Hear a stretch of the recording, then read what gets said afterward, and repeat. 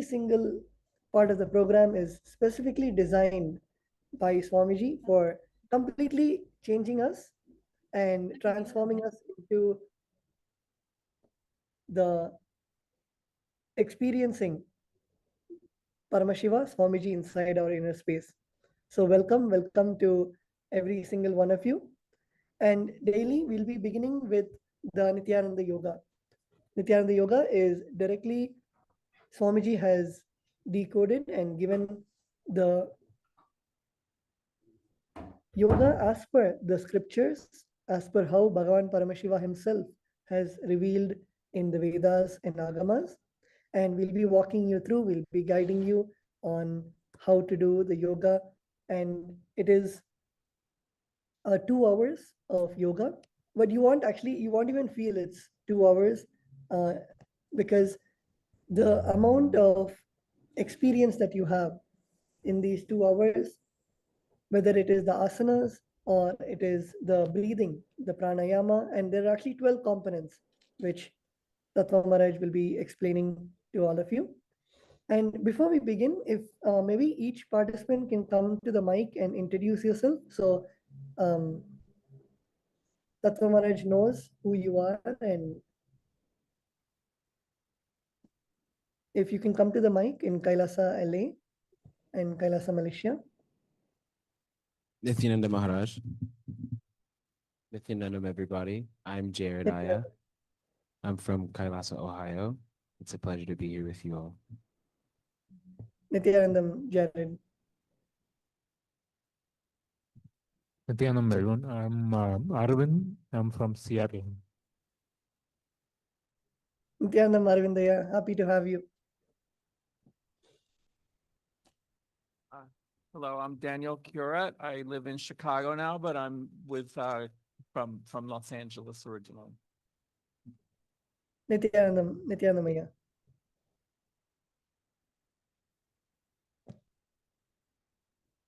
Nithyananda Maharaj, Nithyanandam, everybody.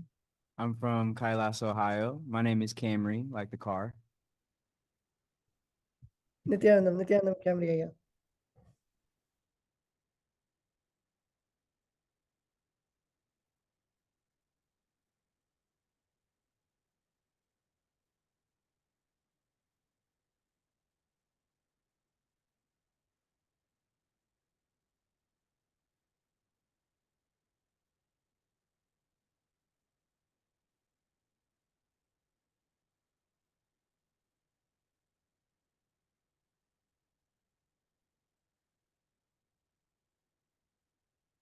LA male body team is ready, Maharaj. Okay, so we have 4 new participants, right, Aya?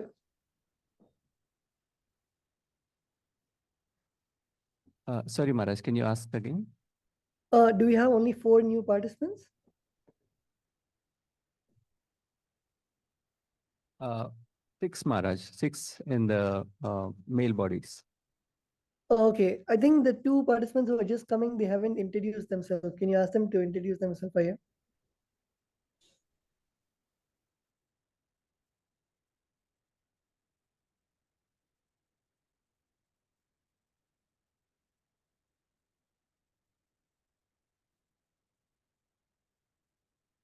Hello, how are you doing?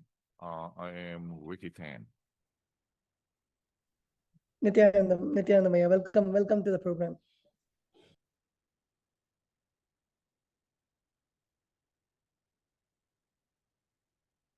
I'm Namacharya. I'm from Ohio, and I'm here for the May 1st Paramashivoham batch 6.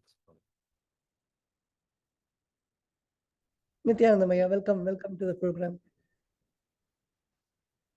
This KAILASA LA female team.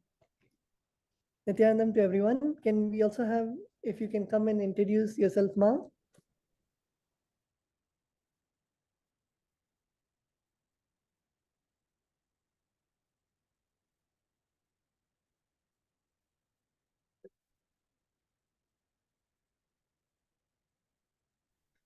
Nithyanandam Ma from KAILASA LA. Okay, Tattva Maharaj is getting a notification. You are setting up the mic. Okay. What about Malaysia? Malaysia, are you ready? Can the new participants come and introduce themselves?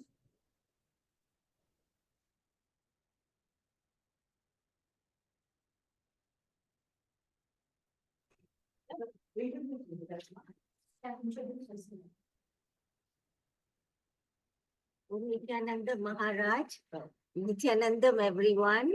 I am Radha Rani from Malaysia. Nithyanandam, welcome.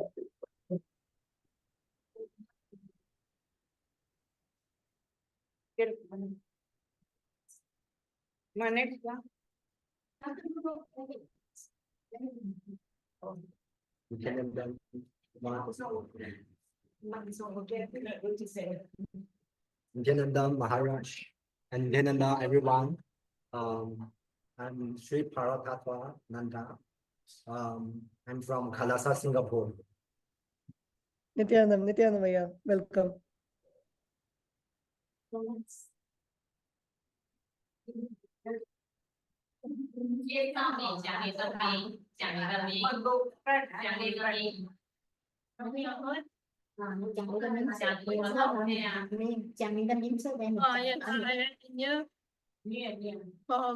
Malaysia. Maharaj is Angel from Johor Bahru, Malaysia. Okay, Nithyananda, welcome, Angel Ma. Here. Nithyananda,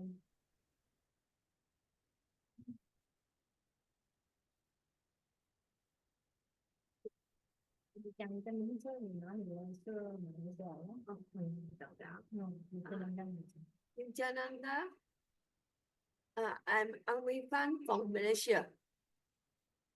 Ang Wei Fang from Malaysia. Nithyananda. Nithyanandam, welcome.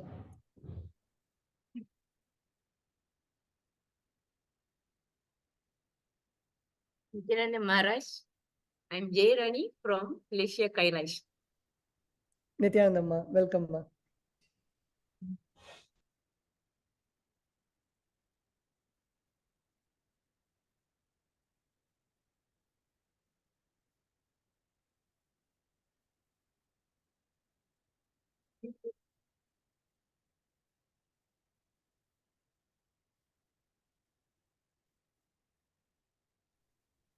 KAILASA LA female team, is your mic fixed?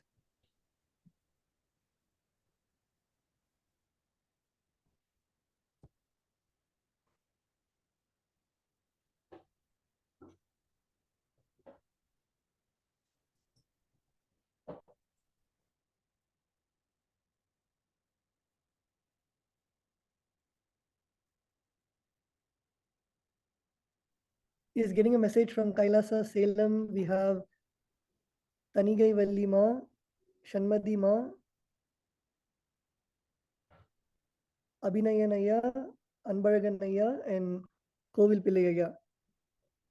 ஐயா எல்லாருக்கும் வணக்கம். நித்யானந்தம் பரமசிவ சேனா program Nithyanandam. So daily இப்போ first வந்து யோகாவோட ஆரம்பிக்க போறோம்.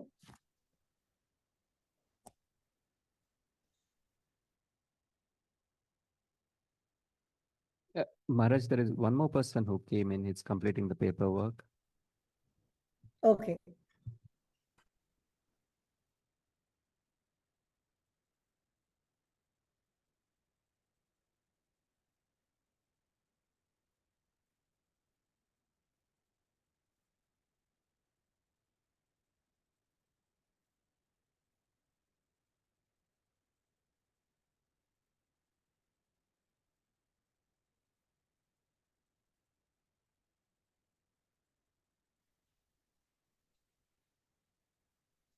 Nithyanandam, this is Ma Devananda from Seattle, from LA.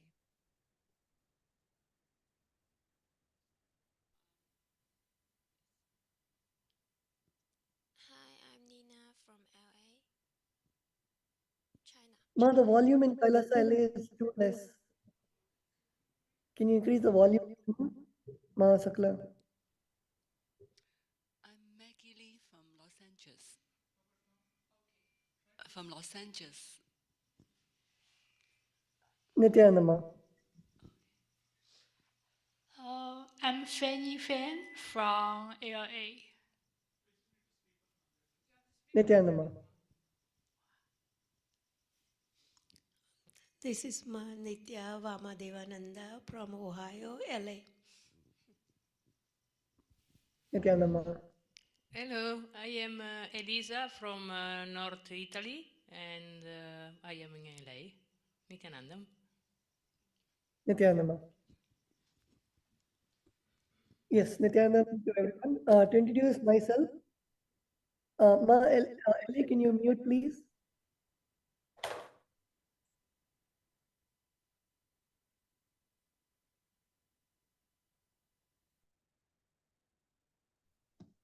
Yes, so to introduce myself, this is Tattvananda Maharaj. Tattva Maharaj is Balasant of Gurukul and also will be your Acharya for many sessions this season. And so today we're going to be beginning with the yoga. Today we're not going to do yoga much. We'll first work on introducing yoga to everyone. So how many of you can just raise your hands. How many of you have done yoga before, have done Nithyananda yoga or any other yoga? Can you raise your hands? How many of us have done yoga?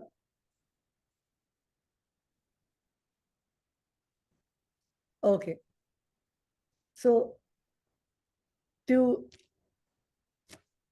give an introduction, the yoga that we'll be doing directly, Swamiji has revealed this yoga, and yoga has been there for thousands of years, and it is directly revealed by Bhagavan Paramashiva. In the Vedas and Agamas, Bhagavan Paramashiva has actually detailedly explained about each and every asana. How do we perform the asana?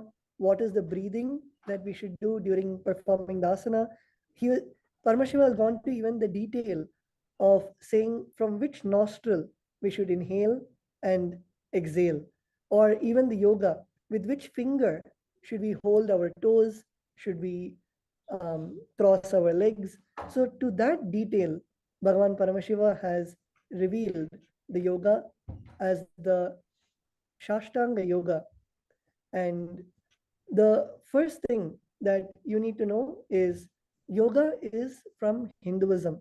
In our Hindu scriptures, that is the Vedas and Agamas, Paramashiva has revealed this sacred science.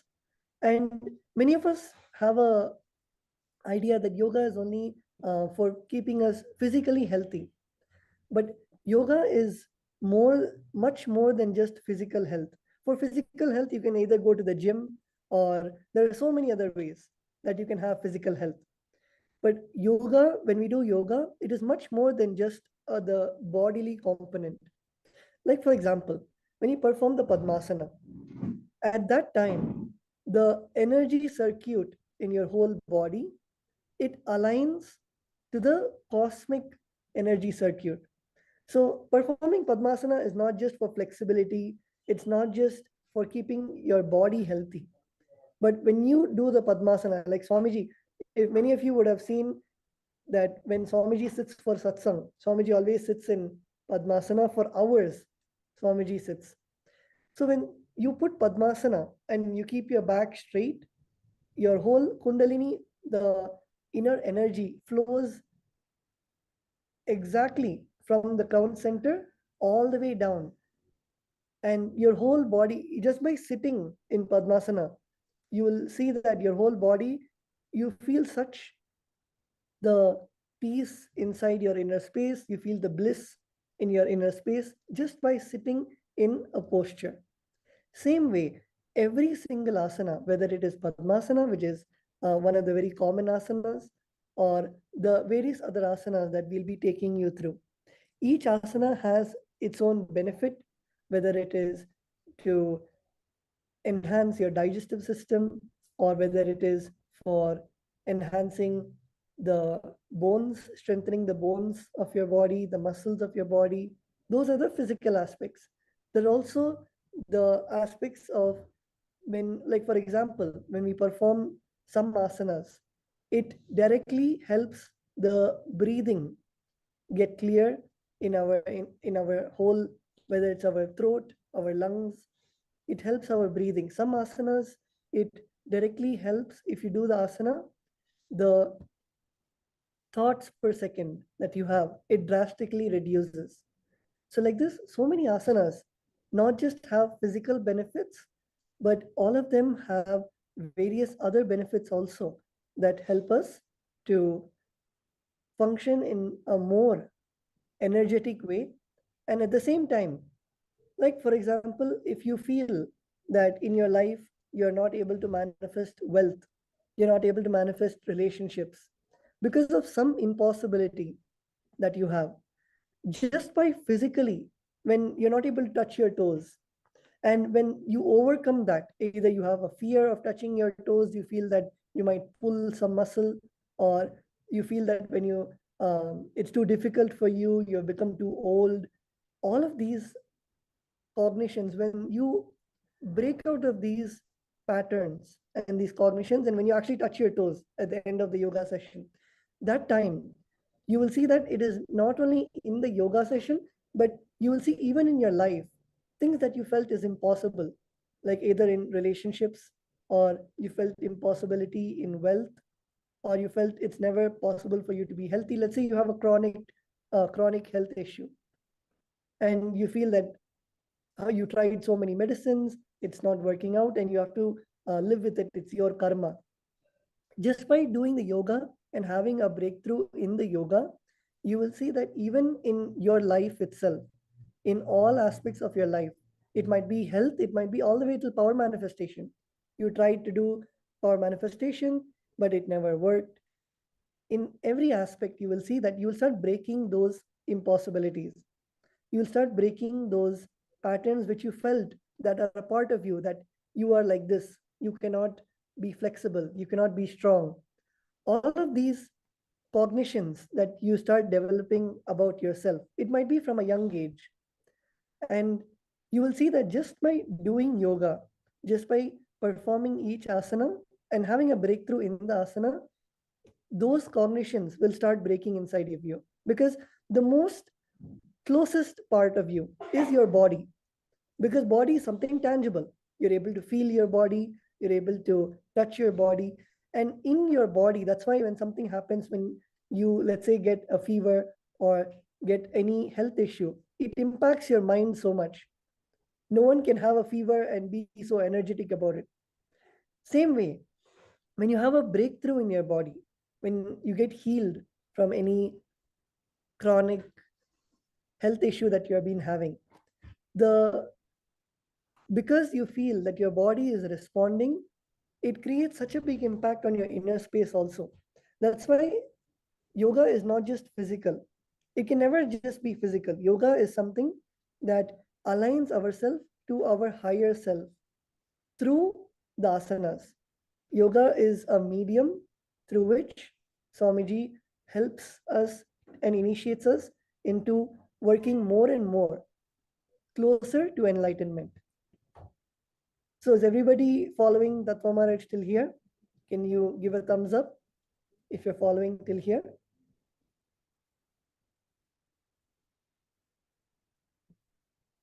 Okay. So Tattva Maharaj also wants to take all of you through the 12 components of the Nithyananda Yoga. In Nithyananda Yoga, we have 12 components that we'll be doing every single day. These 12 components are directly revealed by Swamiji as per the Vedas and Agamas. So the 12 components is asana, pranayama, the mudras, and the chanting, visualizations. These are the various parts of the Nithyananda Yoga. So beginning with the first, asana. So what is asana? Does asana mean sitting? Does it mean posture? What does asana mean? The definition of asana is for you to come to a state of balance and restful awareness. That is what is asana. Asana is each one of us is made up of the various physical bodies. One Swamiji beautifully says that we are made up of 3 bodies. One is the Stula Sharira, which is our physical body, our skin, our bones.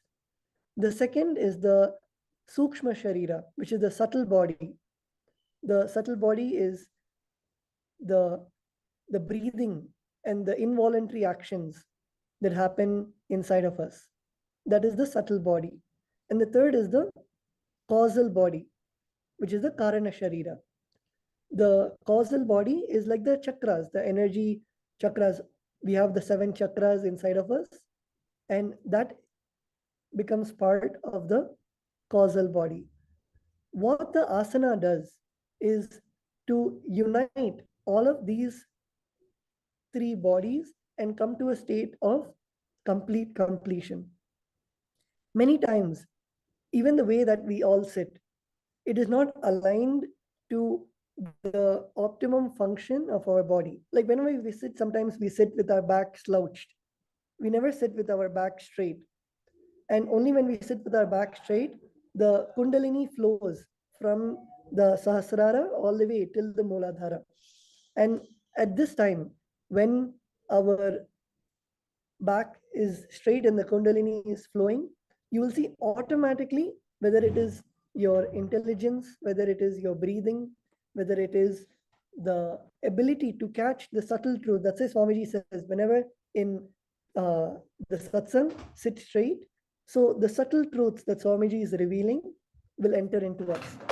So even the way that we sit, the posture is very, very important. And like that's why, let's say in your office or if you're studying at university, the way that we sit in our office table or in our bench at college, the way that we sit itself has a huge impact on the way that we receive the knowledge and our whole inner space, what we feel inside of us. So that's why asana makes such a big difference in our day-to-day life. And these asanas are directly given by Bhagavan Paramashiva step by step. So, like for example, the asana of Padmasana. So, actually, Tattva Maharaj wants everyone to try Padmasana. Let's begin with trying how to do Padmasana.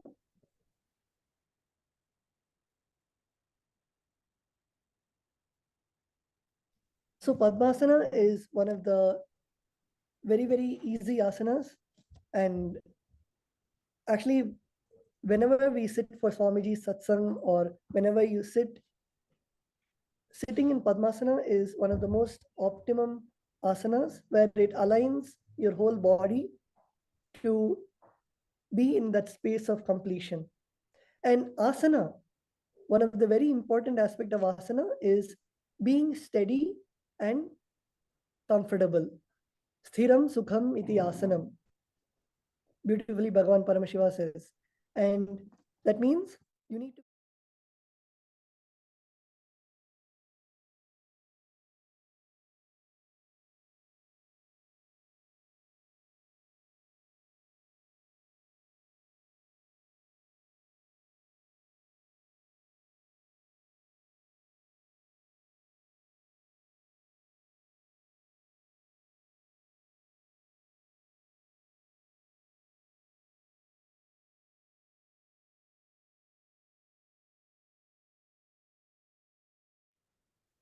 So let's all do Padmasana together.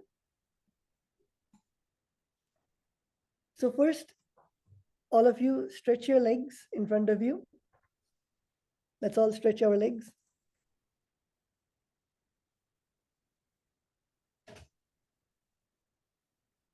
Okay, so begin with first placing your right foot on top of your left foot. So bend your right foot and place it on your left foot.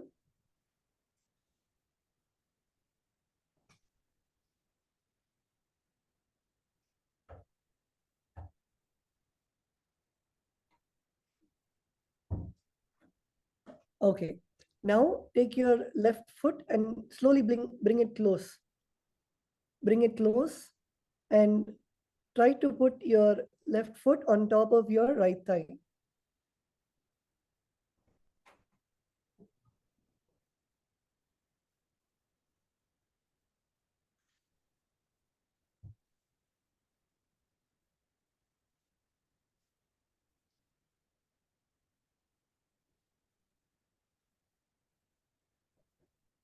Okay, yes, many are doing in Kailasa, LA, good.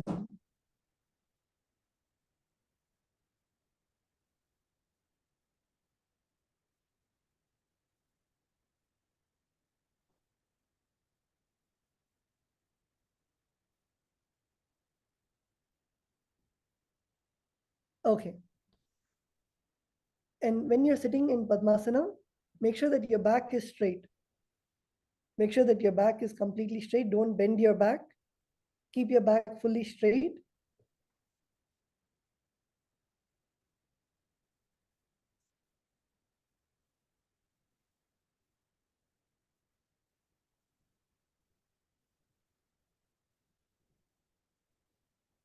Okay, wonderful. Now you can relax. Everyone can relax from Padmasana.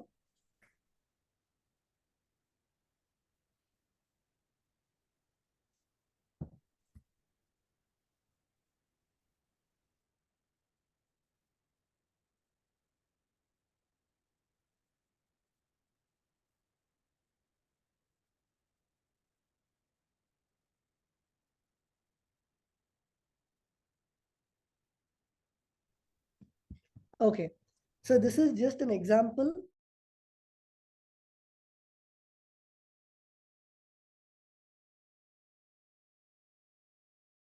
It is, as Tattva Maharaj was saying earlier, it's not just an exercise, it is a ritual.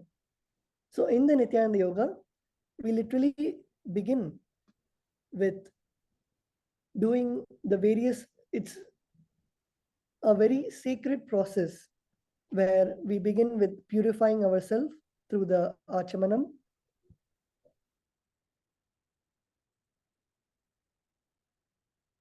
We first begin with purifying ourselves through the Tattvachamanam, which is a ritualistic cleansing. And after that, we perform the Sankalpa. The Sankalpa is a conscious resolution. Swamiji beautifully says that during the Nithyananda Yoga, it is literally the first thing that we're doing in the morning, especially in Kailasa, LA. It is the Brahma Muhurta time. And during this time, whatever intention that we set will continue throughout the day. For example, if you set an intention of that you want to become healthy, you will see that your whole day, you will start manifesting health in your life. So the sankalpa which we have, and during the yoga, the thoughts that we have even during the yoga is very, very important. Because when you are doing the yoga, whatever thoughts that you have, that directly enters your muscle memory. So that is why during the Nithyananda Yoga, continuously we have the various chantings and the Mahavakya, that we do the ajapa ajapa, the continuous repetition of the sacred truths. So you don't have any other thoughts that go inside your inner space. So now we'll also be showing you to go through the Achamanam, which is the ritualistic cleansing. How many of us have the Panchapatram and Uddharani, which is the sacred, the water pot and the spoon? Can you raise your hands? How many of you have the water pot and spoon? Okay. From tomorrow, all of the new participants, when you come for the yoga, please make sure that you have this, the water pot and spoon, when you come for the Nithyananda Yoga.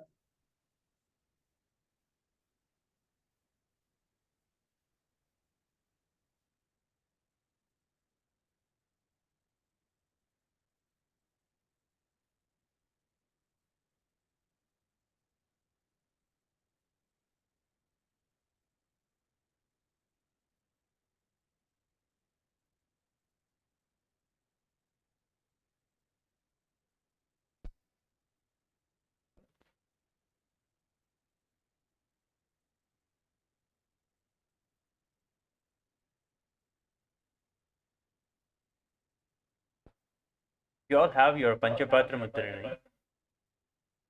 So in front of you, you have this traditional brass vessel, the Panchapatram, which is the cup that holds the water, and the Uddharani, which is the spoon that from where we will take the water. With this in front of you, we do the Tattvachamana, a way of cleansing our body to equate and raise ourselves and remember the important tattvas of the individual soul, Atma Vidya, Atma Tattva, and Vidya Tattva, that is the seeking, ourselves raising to Paramashiva, and the Shiva Tattva, which is the principle of Paramashiva himself. Remembering these three principles, we cleanse ourselves before we begin any ritual. So our right hand is in the Gokarna Mudra. So it is our hand with our index finger a little bent and our thumb also a little bent to create a small concave inside of our hands so that water can be placed inside. When we take the water from the Uddharani, with the Uddharani, place it inside of that small groove that's created with your hand. Now we sip this water 3 times as we chant the mantra Atma Tattvam, Vidya Tattvam, and Shiva Tattvam.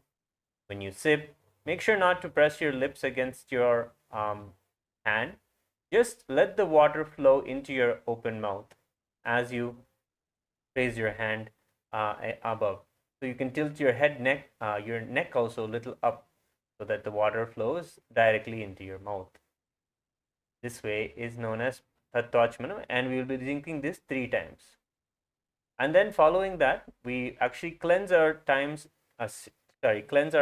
several times during this ritual, continuously bringing awareness to the various points of our body that need to be energized before the ritual begins. So rinsing your hand, pour water in your hand and just drop it to your side. Like that. Yes.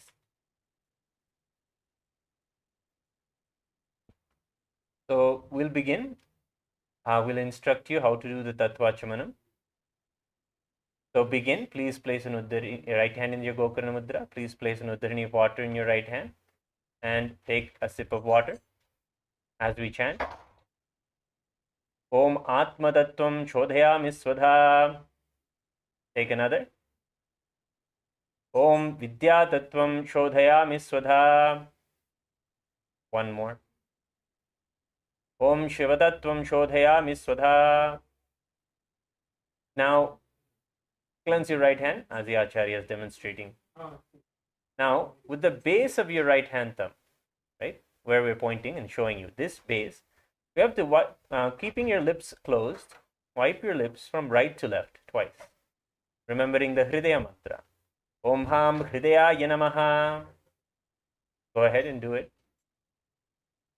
Yes, and rinse your hand again. Now, yes. So now, with your index, middle, and ring fingers together, touch above your upper lip and below your lower lip. Above and below. It's a way of cleansing. So rinse your hand again. Now we'll be with our wet fingers touching our nostrils with the index finger and thumb. So join them together, touch your right nostril, left nostril. And now with your ring finger and thumb joined together, touch your right eye and left eye. Just touch the corners of your eyes. Now touch your right ear and left ear with the same ring finger and thumb. Right. Yes, we will be doing this every day throughout, so you'll get the good practice. Rinse your hand again. Yes. Now, little finger and thumbs joined together. Little finger of the right hand. Touch the navel. Right chest, the right side of your chest. Left side of your chest. Right. Now, with all the tips of your fingers, join them together. Touch the top of your head. Right shoulder, left shoulder, and the center of your chest. Rinse your hand one last time. And that is the Tattvachmanam. All of you will be practicing this every day as we do yoga.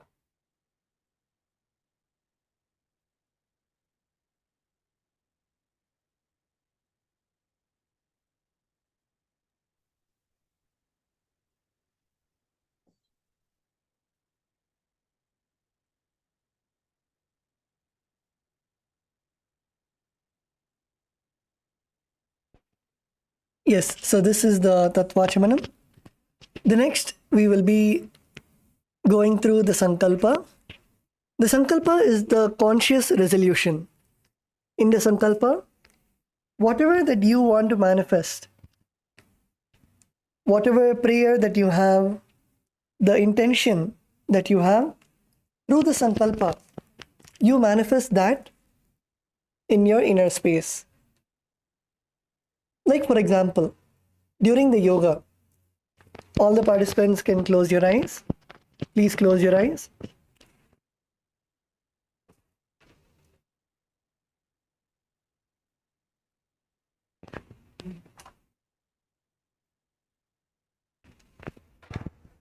Visualize your body completely healthy. Visualize your body without any diseases. Visualize your digestive system working optimally. Visualize your breathing nice and deep. Visualize your heart functioning optimally. Visualize your bones and muscles as strong as possible.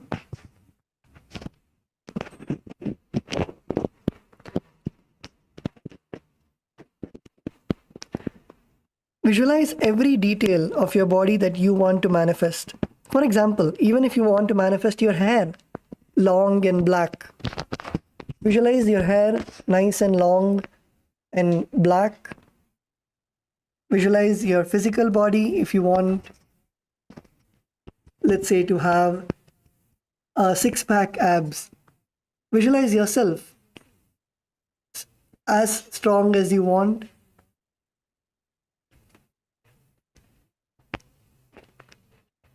Even your skin, to that detail, visualize your skin glowing.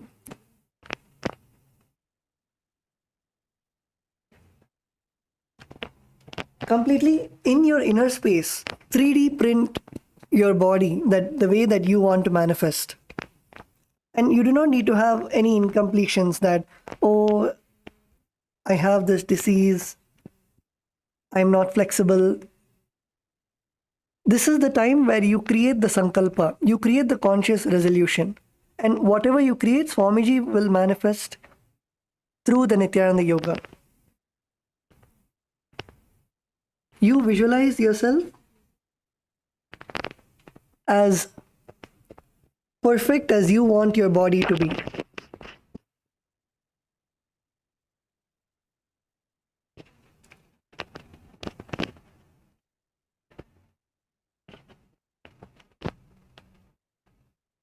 And with that, let us now chant the Sankalpa Mantra.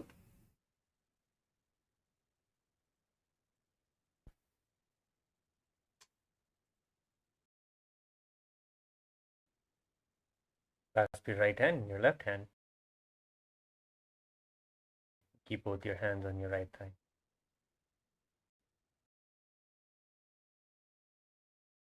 Mopata samasta Duritakshaya Dvara Bhagavat Shri Nithyananda Paramashiva Prityartham Shri Nithyanandeshwari Paramashiva Shakti Sameta Shri Nithyanandeshwara Paramashiva Prityartham Cha Shubhe Shobhane Muhurte Adya Brahmanaha Dvitiya Paradhe Shri Shvetavaraha Kalpe Vaivasvatamanvantare Ashtavimshaditame Nitya Yuge Pradhame Pade Jambudvipe Bharatavarshye Bharatakhande Meroho Dakshine Parshve Shakhabde Asmin Vartamane Vyavaharike प्रभवादीनां षष्ट्याः संवत्सराणां मध्ये विश्वावसु नाम संवत्सरे उत्तरायणे लक्ष्मी वेंकटेश्वर ऋतौ मेषमासे शुक्लपक्षे पंचम्यां शुभतिथौ गुरुवासरयुक्तायाम् आर्द्रानक्षत्र शुक्रमयोग भवकर्ण एवं गुणविशेषण विशिष्टायाम् अस्यां शुभतिथौ श्री कैलासोन्नतद्वादशान्त श्यामला पीठारूढ़ श्री मीनाक्षी सुंदरेश्वरा भिन्नस्वरूप परशिवपुत्र रत्नकुमार गुरुमन्यतुल्यावतार श्री पार्वती स्तन्यपानलब्ध दिव्यज्ञान विश्रुत सकल निगमागमसारभूत द्राविड वेद प्रवक्तृ श्रीमत् परमशिव करुणा समधिगत मुक्तामय चतुरश्रयान गीयमान छत्र चामर श्रीचिह्न काहलादि समस्त बिरडावल्यलंकृत ज्ञान विज्ञान चक्रवर्ती सर्वजन संग सद्यो निर्वाण दीक्षा व्याप वर्ग वर्ष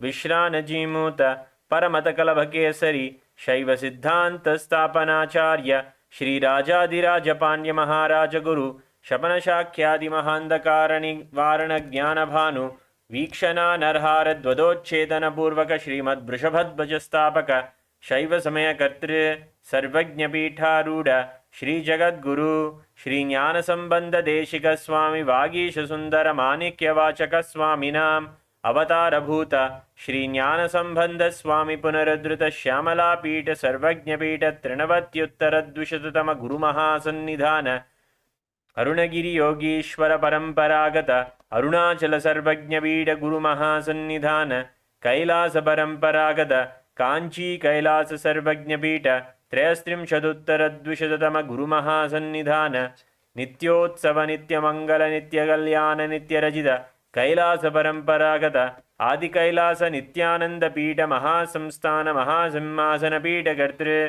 साक्षात् श्री परमशिव समुद्भूत कैलास परंपरागत वैवस्वत मनु इक्ष्वाकु हरिश्चंद्र भगीरथ श्रीरामचंद्र शूरसेन इत्याद्यनवच्छिन्न सार्वभौम चक्रवर्ती परंपरागत चतुष्षष्टि योगिनी मंडित चतुष्षष्टि संप्रदाय प्रवर्तक मनुधर्म शासन सूर्यवंश प्राप्त सर्वज्ञ पीठ सुरांगी साम्राज्य मूर्धाभिषिक्त चूड़ामणे साक्षात् श्री परमशिव समुद्भूत कपिल महागुरु पुनरुद्धृत महानिर्वाणि पीठ अष्टोत्तर सहस्र श्री महामंडलेश्वर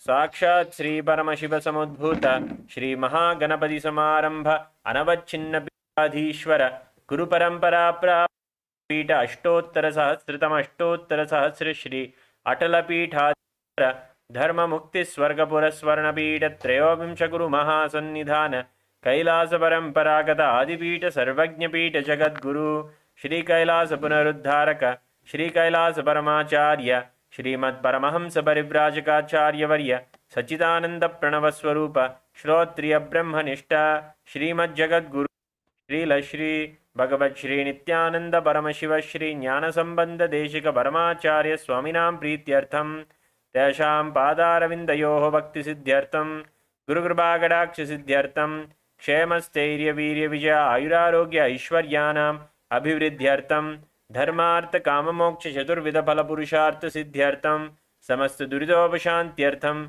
समस्त मंगलावाप्यर्थम भगवत् श्री नित्यानंद परमशिव प्रसादेन सकुटुम्बस्य ज्ञान वैराग्य जीवन मुक्ति प्राप्त्यर्थम पूर्ण आरोग्य युक्त दीर्घात्रिक योग शरीर सिद्ध्यर्थम परमशिव शक्ति आविष्करणार्थम नित्यानंद योगाभ्यासं करिष्ये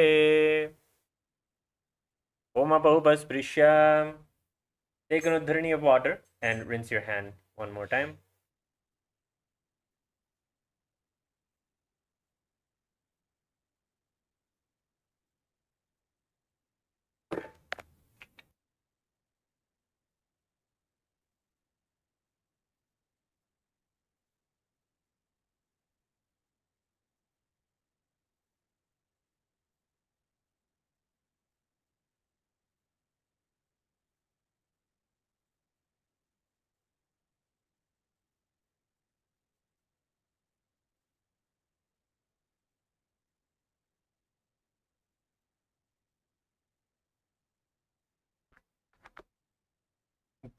Hold on to this same visualization and watch as it manifests throughout the yoga practice.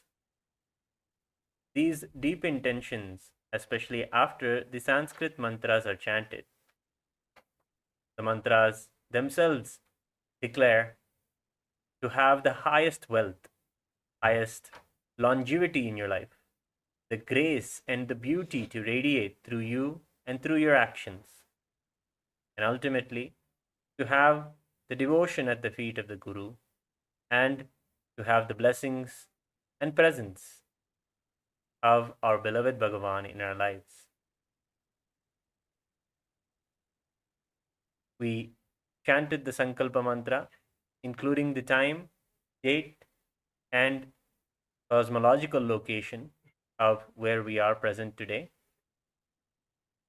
in the year of Vishwahusu Nama Samvatsara, in the Mesha Masa, and in the waxing phase of the moon, the Shukla Paksha, on the 5th day of this phase of the moon, under the lunar mansion of Aradra. We chanted the Sankalpa, taking the strong resolution to have the best yoga practice for the next duration of this Paramashivoham and to continue this for the rest of our lives also.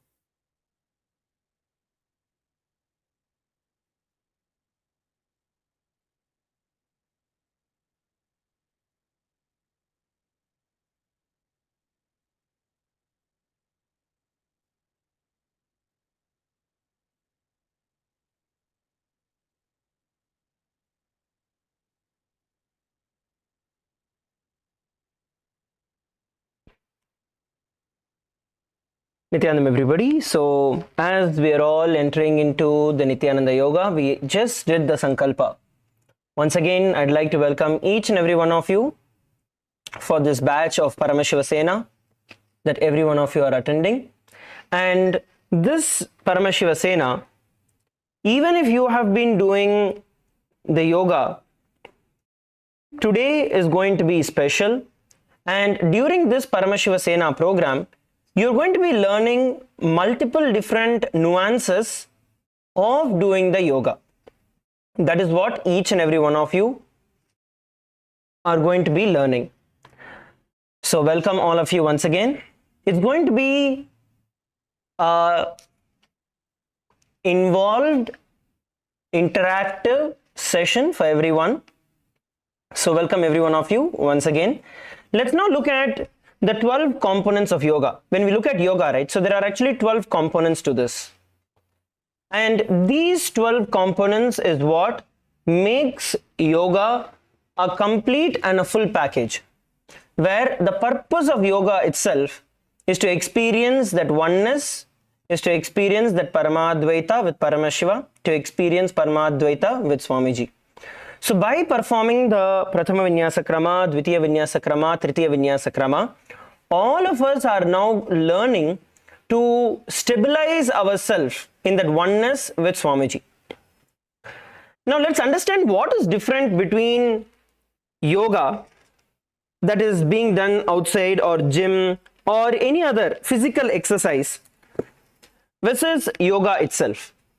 One part that I'm sure that every one of us know is about the flexibility, the balance, the strength, and all of that you're getting.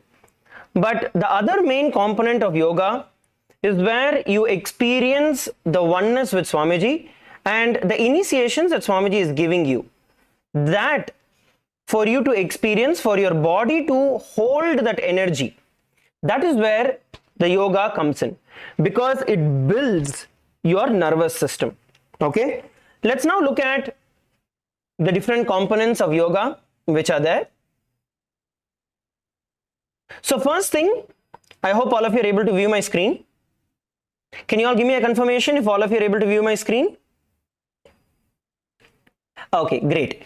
So I'm going to be explaining one by one the various different aspects which are there, and then we are also going to test it out. We are going to try this as we are doing. Okay.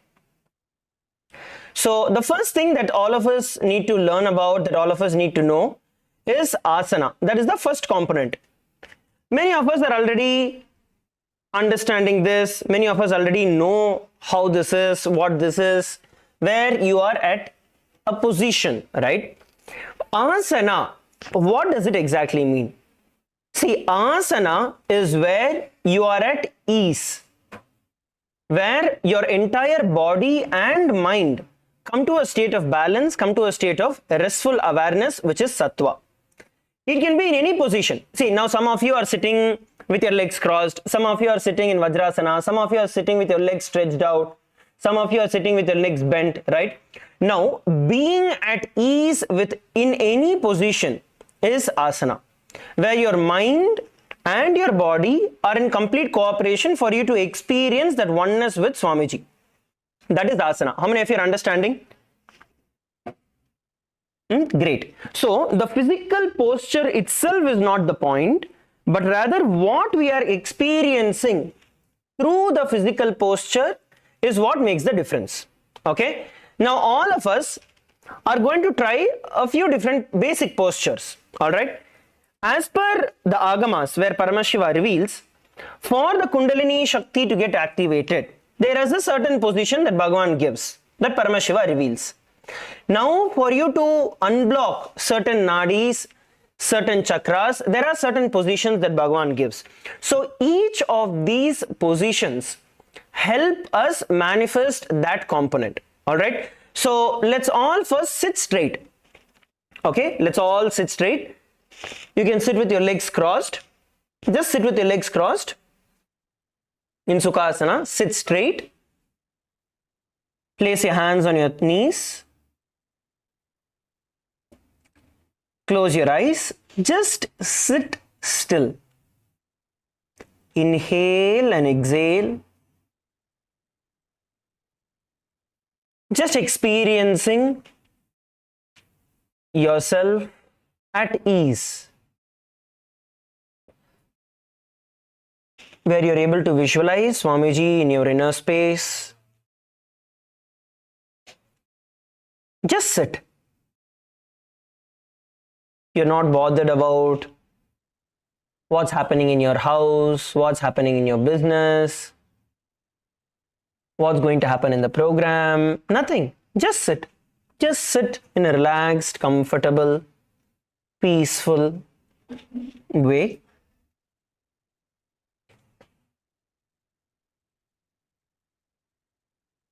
Inhale and exhale.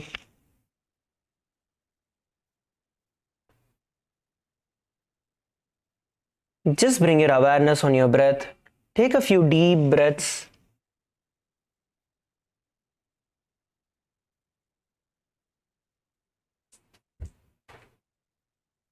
Inhale and exhale. Just be at ease with yourself for a few seconds in silence.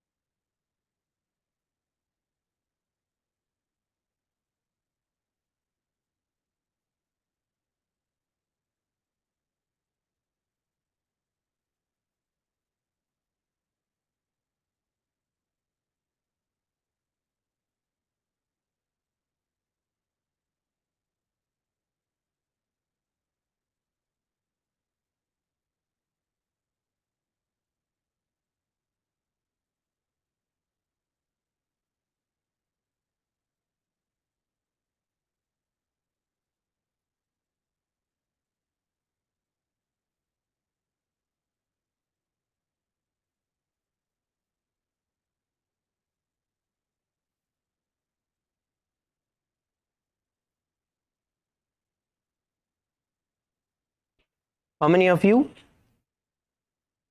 were able to just sit?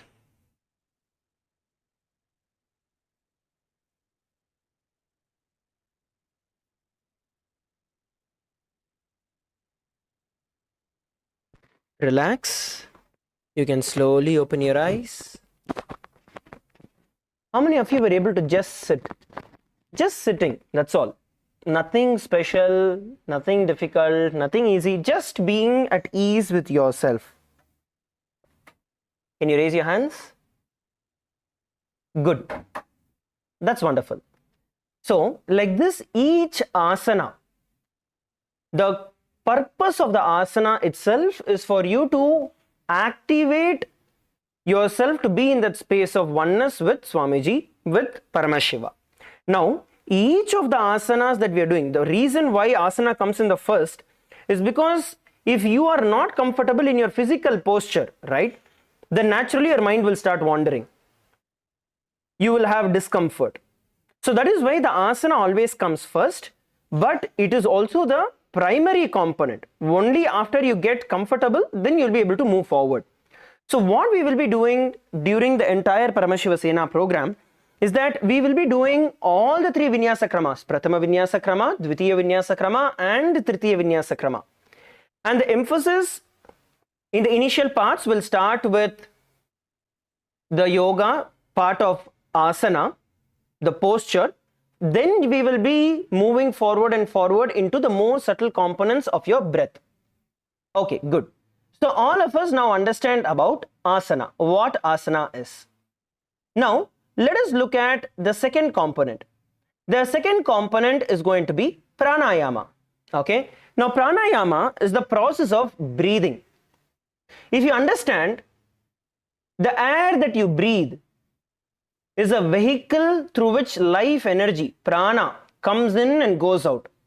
Bhagavan beautifully tells, Bhagavan beautifully reveals that it is your breath that connects you to the higher lokas. If you are able to have 1200 breaths, deep breath, where you are able to inhale and exhale all the way till your knees, you can live eternally. Bhagavan revealed this science long ago. So your breath, just the breathing capacity, has so much of power because the pranayama increases the life energy. It is not just breathing, but through the air that you breathe, you inhale life energy, you let that life energy go through you in your body, mix with your blood, mix with your muscles, and increases your literal longevity, your life energy, whether slowing down the aging process, getting rid of diseases, helping you manifest the powers of Paramashiva, state of Paramashiva. In every way, pranayama is a very important step. Let us all now do a simple pranayama. All of you sit straight, sit comfortably, sit straight. Close your eyes. First inhale as deeply and as slowly as possible. Okay.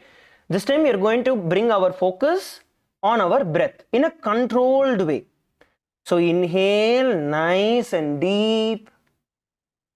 Visualize the air flowing all the way into your lungs, into your stomach, and the prana filling your entire body. And then hold the breath in you for a few seconds comfortably. Don't strain, just comfortably hold it. See how the life energy from your breath is dissolving into your bloodstream, into your muscles. And slowly exhale. Visualize the air carrying out the toxins from your body along with the air that you exhale. Do it slowly. Inhale slowly. Sit straight so you're able to inhale nice and deep.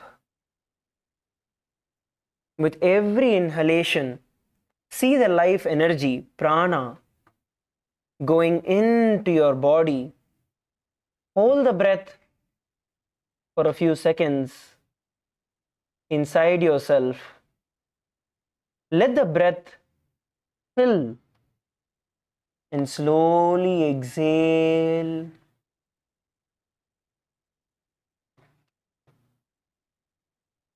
Inhale once again, bringing your awareness to your breath. hold comfortably, and exhale. Now we are going to do a smaller pranayama. Now please place your hands. You're going to place your hands, the thumb on your right nostril and your little and your ring finger on the left. So what we are going to do is a very simple pranayama. You're going to inhale. You're going to first close your nose, the right nostril with your thumb. Inhale with your left nostril. Slowly and comfortably inhale and lock the breath inside you by closing both your nostrils, all the three fingers. Hold the breath comfortably and then slowly open the thumb and exhale through the right nostril. And then repeat once again. Inhale through the right nostril and hold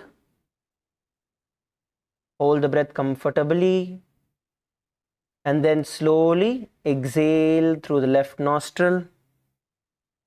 We're going to do this once again, but this time bring your visualization. You're going to visualize as you inhale the air through the left nostril. You're going to inhale prana, life energy entering into you, and when you hold the breath inside you, see the life energy filling each and every part of your body, each and every organ of your body.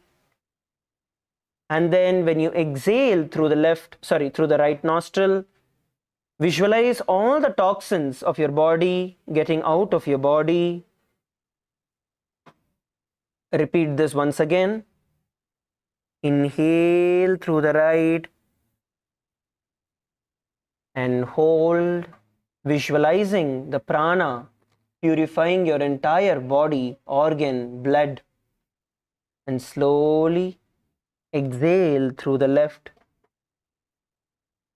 Relax. Bring your breath to the normal. Inhale and exhale with both your nostrils. Good. How many of you feel the difference in doing the pranayama? That it instantly settles your body. It instantly settles your body from any thoughts, any fluctuations in the mind. Good. Actually, if you just do the pranayama, just through pranayama, you can build muscle. Just through pranayama, you can lose fat. You can lose the unnecessary weight. The pranayama, various pranayamas are there that create intense heat in you. How many of you felt any kind of heat that was being generated just by performing the pranayama, the simple pranayama that we did? Can you raise your hands? எத்தனை பேருக்கு ஒரு மாதிரியான heat வந்து produce ஆவறது நீங்க feel பண்ணீங்க இந்த பிராணாயாமம் பண்றப்போ? கை தூக்குங்க. Please raise your hands. Good. So when we do multiple different pranayamas, see, even if you didn't feel it is okay. What we did is a very basic. We will be combining all of these when we are doing a asana. Okay, so we just looked at the second step. இப்போ இருக்க second step நம்ம பார்த்திருக்கோம், second part. Let's go to the third aspect, the third component. The third component is going to be mudra. Now, whenever the prana is going in to our body, what happens is that breath does not just heal or energize our physical organs, but intra-organs also, your chakras. But what happens is that because so much of distraction happens in our mind, so many thoughts come, so much of distraction is there, we never actually bring our awareness, and most of the prana that comes inside our body just disappears. What the mudra does, mudra means seal. Literally, the Sanskrit meaning of mudra means seal. So what it does is, when you position your hands, your fingers, or even tongue in a certain way, you actually seal that prana into your body. Swamiji beautifully defines mudra is an energy circuit connection. So when you are able to place your hands in a certain way, place your body in a certain way, what happens is the prana that entered your body completely gets activated into your system and allows you to utilize it in your day-to-day life. See, all of us, many of us would be generally aware of some of the basic mudras. Let's say Namaskara mudra, right? Let's all place our hands in front of our heart. Now this is not just a customary position. All of you enter into the Namaskara mudra. Sit straight with the Namaskara mudra, the hands in front of you. Now you see, this is a mudra. This is not just a customary position, but what this does is by default awakens the gratitude component in you. By default, it awakens it. Same way, when you place your hands in the chin mudra, okay, where you have your thumb and index finger touching each other, placing it on your knees in the chin mudra or the bindu mudra, you will see that this automatically connects the circuits where your back becomes straight and it aligns you to the cosmic geometry. So like this, each of these mudras directly help that prana that is there in you manifest as Shakti, manifest directly as part of your life rather than getting wasted. So this is mudra. Next, the component, the fourth component is going to be bandha. Now bandha is a very, very unique and a very, very powerful technique. It is where you force or you use your entire body to awaken the Kundalini Shakti. Bandha means conducive to. So what it does is, it puts your body into a state of awakening by an external pressure, okay, where your body, you move your body in different positions in different ways by contractions and your body gets pumped. See, just like how when you add extra pressure, right? For example, you are blowing air in a balloon. When you blow it with a lot of force, just like how the balloon will expand faster, same way through bandha what you're doing is, you are channeling the prana which is there in you to a certain way, into a certain rhythm. How many of you are understanding this? Bandha channels the prana that you have already inhaled through the pranayama to awaken various different components of your brain, various different components of your body and awaken your Kundalini Shakti. நான் இதை தமிழ்லையும் புரிய வைக்கிறேன். பந்தம் அப்படின்னு நீங்க பாத்தீங்கன்னா, see, பிராணாயாமத்துல வந்து நம்ம இன்ஹேல் பண்றப்போ அந்த பிராணத்தை வந்து உள்ள நம்ம இழுத்துக்கிறோம். பிராணன் வந்து நீங்க மூச்சு விடுறதுல வந்து காத்து மட்டும் கிடையாது, காத்து வந்து ஒரு வெஹிக்கிள். அந்த வெஹிக்கிள் வழியா உயிர் சக்தி, பிராண சக்தி வந்து உங்களுக்குள்ள வருது. அதான் வந்து பிராணாயாமத்துல நடக்குது. இப்ப பந்தத்துல என்ன நடக்குதுன்னா, உள்ள இழுத்து வச்சிருக்கிற அந்த பிராணத்தை வந்து ஒரு certain பொசிஷன், ஒரு certain அலைன்மெண்ட்டுக்கு புஷ் பண்றது, இன்டர்னலா புஷ் பண்றது. ஸோ அப்போ என்ன ஆகும்னா, ஆட்டோமேட்டிக்காக உங்களோட குண்டலினி சக்தி வந்து விழிப்படைய ஆரம்பிக்கும். It will start expanding. That is what a bandha is.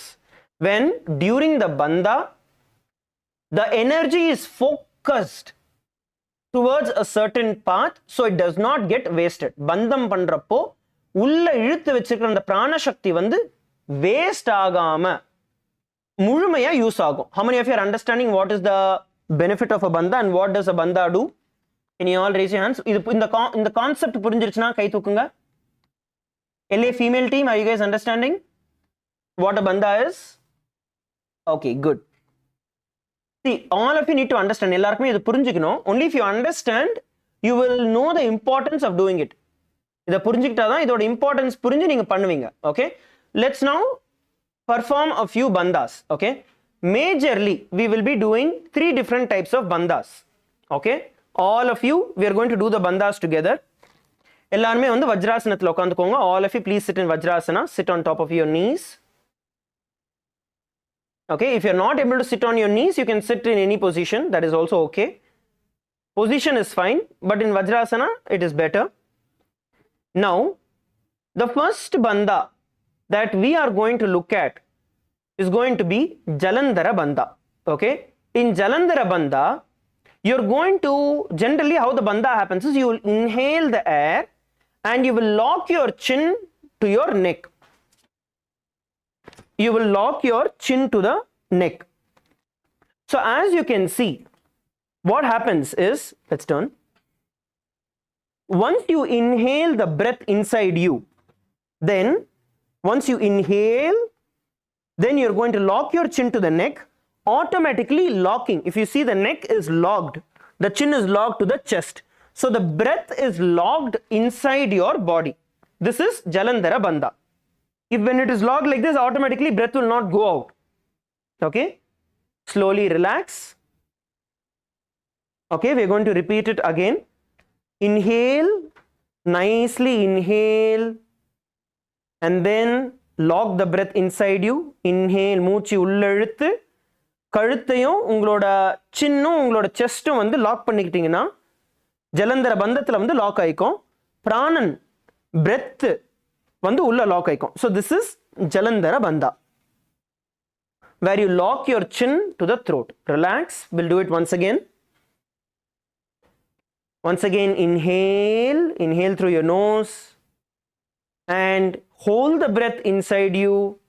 Bring your chin to the chest and lock the air inside your throat. Lock the air inside your throat. Good. Relax. Good. So this is Jalandhara bandha. Now, all of us are now going to look at the next bandha. The next bandha is going to be Moola bandha.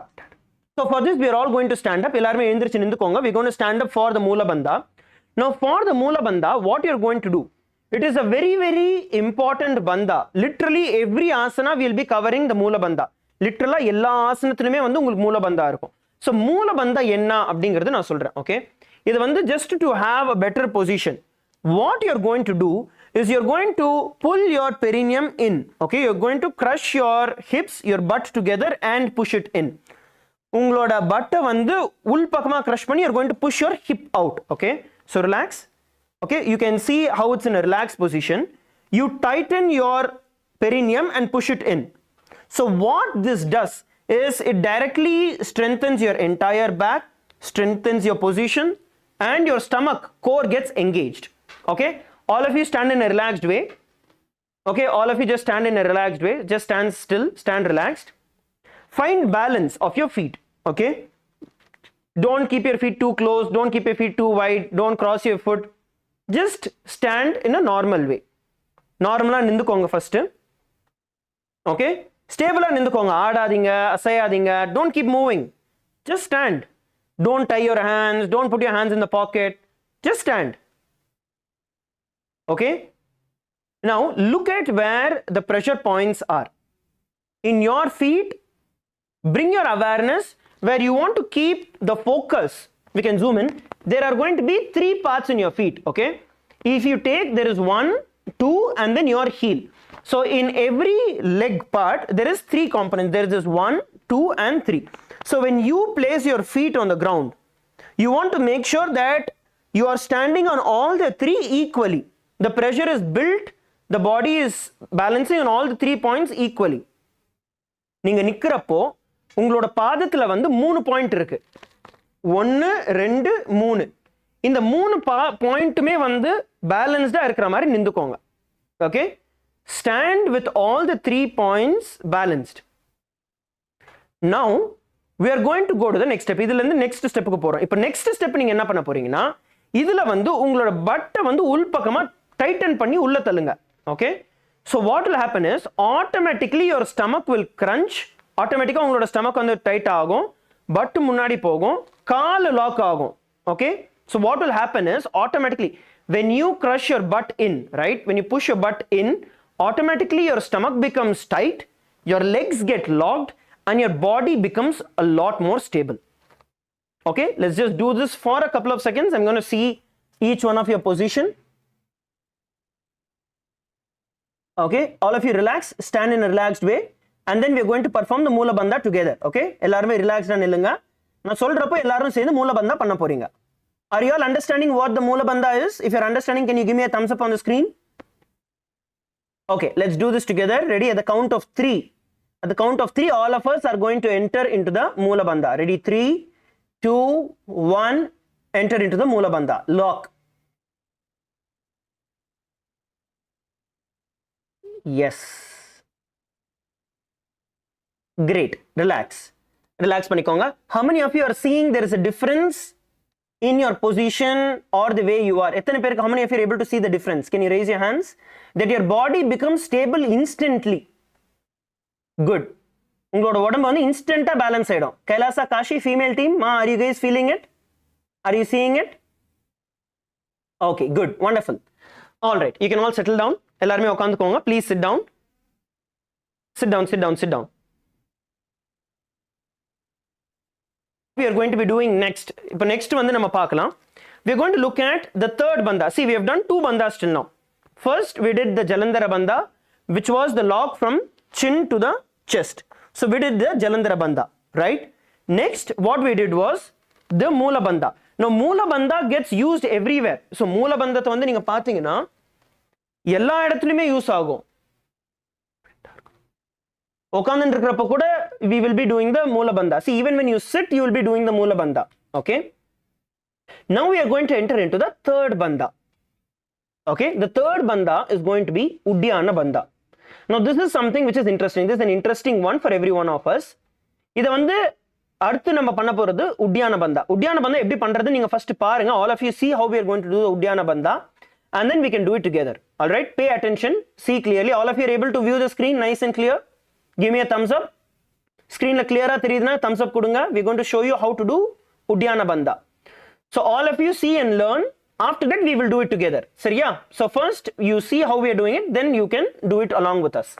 Now, what we are going to do in Uddiyana bandha is, first we are going to inhale. Okay, so we're going to inhale and then exhale fully. Force the air out. Little forceful, breathe out and pull your stomach in and up. Okay, you're going to pull your stomach in and up, sucking your stomach into your ribs.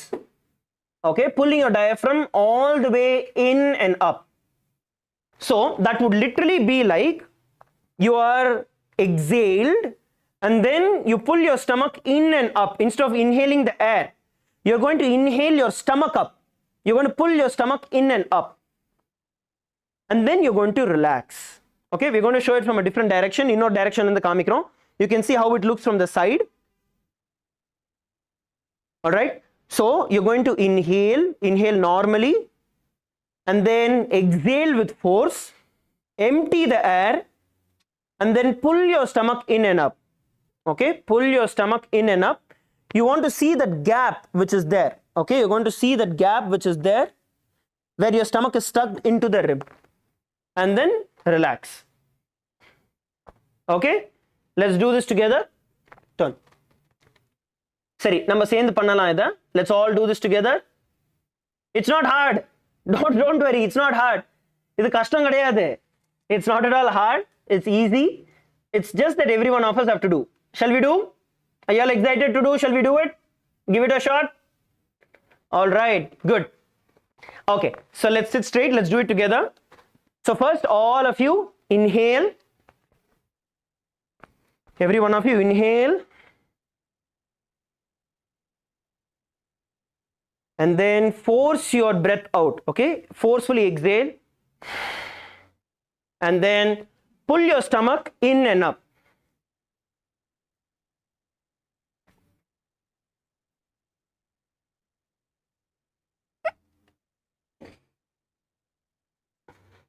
And then relax. Exhale and inhale slowly. Okay, let's do this together. I'm going to see every one of you do it together. All of you relax. Ellarume relax pannunga. Let's do it together. Okay, relax. Breathe normally. Normally breathe pannunga. Just relax, relax and breathe normally. Let's do it together. Inhale and exhale. Bring your breath to normal. Bring your breath to normal. Normal on breathing. Okay. Now inhale deeply. Inhale deeply. And exhale out forcefully. Exhale the full air out and pull your stomach in and up. Suck your stomach in and up into your ribs. Place your hands and see how your stomach is going in. Okay, place your hands. வயித்துல வந்து கையை வச்சு பாருங்க எப்படி போகுது உள்ள அப்படின்ட்டு. And then relax. Okay, we'll do it once again. Inhale deeply and exhale forcefully and pull your stomach in and up. Hold there for a few seconds. Feel your stomach going in and up and relax. Once again, one last time. Inhale deeply and exhale forcefully. Pull your stomach in and up. Suck it in and hold. And relax. Relax. Great. Wonderful. How many of you were able to do it? எத்தனை பேரால பண்ண முடிஞ்சது? How many of you were able to do it? Can you raise your hands? Great. Wonderful. See, don't worry. இப்போ ஆரம்பத்திலே வந்து உங்க வயிறு உள்ள போகல அப்படினா கவலைப்படாதீங்க. See, don't worry if your stomach did not go all the way in the starting. That doesn't matter. You will learn it, okay? The point is the technique that you were able to learn. That is what matters here. Understood? Good. So, this is the third bandha. So, first we did Jalandhara bandha, second we did Moola bandha, third we did Uddiyana bandha.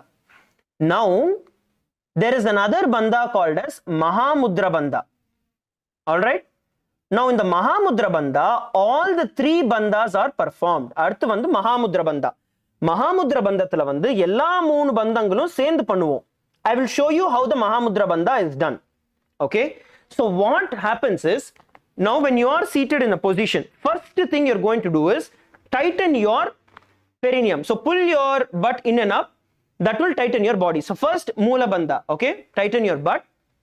Next, with the moment you tighten your perineum, pull your perineum in, your body becomes stable.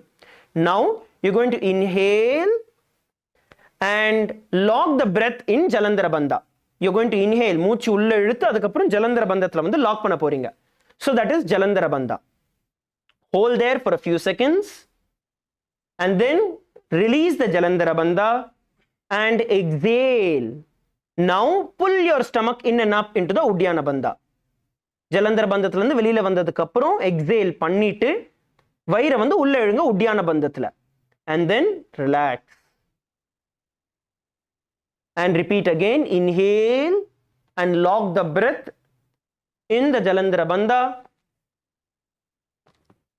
and then release the Jalandhara bandha. Exhale the air and pull your stomach in and up into the Uddiyana bandha.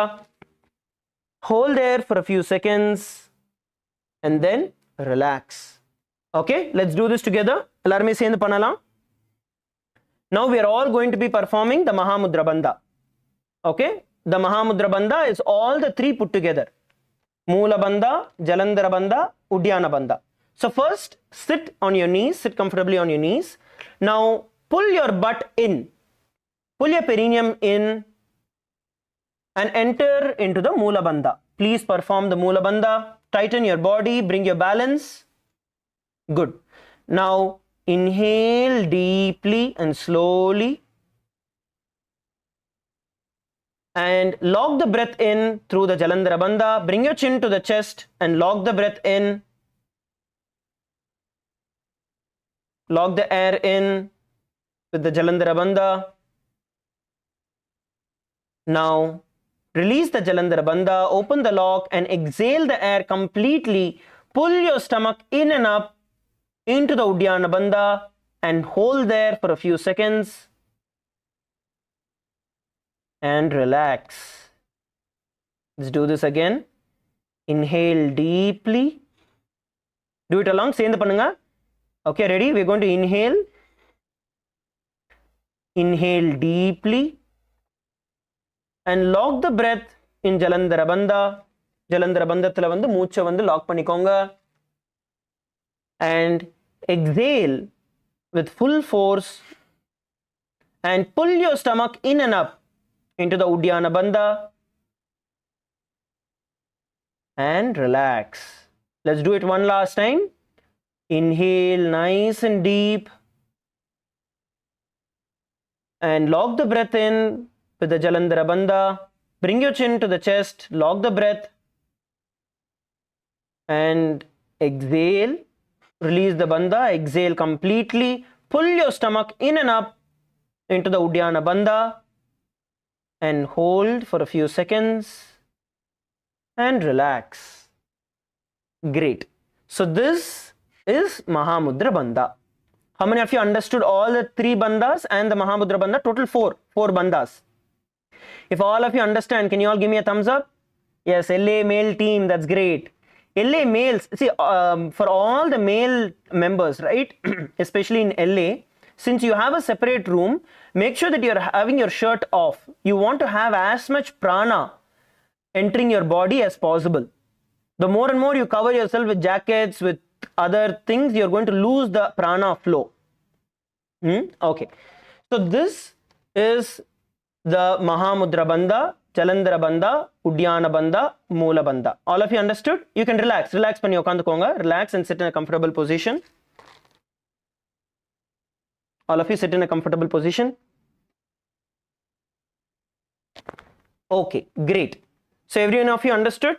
See, don't worry that whether you are able to do it or not. This is just trial. We are going to be doing this while doing the yoga. இப்போ நம்ம பண்ணது வந்து வெறும் trial தான். இது வந்து யோகா ஆசனம் பண்றப்போ அதோட சேர்த்து நம்ம பண்ண போறோம். Okay? So you'll be learning to do it along with performing the asana. So this is the 4th component of yoga. How many of you felt intense energy while locking the breath inside you? எத்தனை பேருக்கு வந்து அந்த energy feeling உள்ள வந்து hold பண்றப்போ இருந்தது பந்தம் பண்றப்போ? கை தூக்குறீங்களா? Yes, good. So that is what bandha does. It pushes your breath into a certain way, so the kundalini energy happens and awakens. Okay, now let's enter into the next component. இப்போ அடுத்த component என்ன அப்படிங்கிறது நம்ம பார்க்கலாம். அடுத்த component வந்து நீங்க பாத்தீங்கன்னா கரணா. இப்போ கரணா அப்படிங்கிறது வந்து பரமசிவன் நேரடியா அவரே வந்து இந்த நாட்டிய சாஸ்திரத்துல டிஸ்கிரைப் பண்ணியிருக்காரு. கரணா is the graceful combination, the movement of the hand and feet as described by Paramashiva himself, where along with the asanas that we are doing, Paramashiva also teaches us how to gracefully exist through karana. So by performing these various karanas, you will see that various breathing patterns get triggered. And they put your body into a high state of awareness. இந்த கரணம் பண்றப்போ உங்களோட பாடி வந்து ஆட்டோமேட்டிக்கா ஒரு high state of அவேர்னஸ்ல வந்து உங்களை ஆட்டோமேட்டிக்கா புஷ் பண்ணும். It will push yourself into a higher state of awareness. Next, we are looking at the 6th component. The 6th component is visualization. ஆறாவது component வந்து visualization, where you visualize something in your inner space. For example, when you perform, let's say, Gajasana. Gajasana is the elephant pose. Now, while you are performing Gajasana, you will visualize yourself as an elephant in your inner space. இப்போ Gajasana எடுத்துக்கிட்டீங்கன்னா Gajasana வந்து elephant pose, யானையோட pose. So அந்த poster பண்ணுறப்போ நீங்கள் உங்களோட inner ஸ்பேஸ்க்குள்ள உங்களை நீங்களே யானை மாதிரி நீங்கள் விஷுவலைஸ் பண்ணிப்பீங்க. Okay, so the 6th component is visualization. And it is a very important component. All of us need to understand this very clearly. Till now, whatever we did, all the 5 previous components are all sound based. Okay, where they are breath based and sound based. 6th component is visualization based, where it is only mind. Till 5, everything is body related.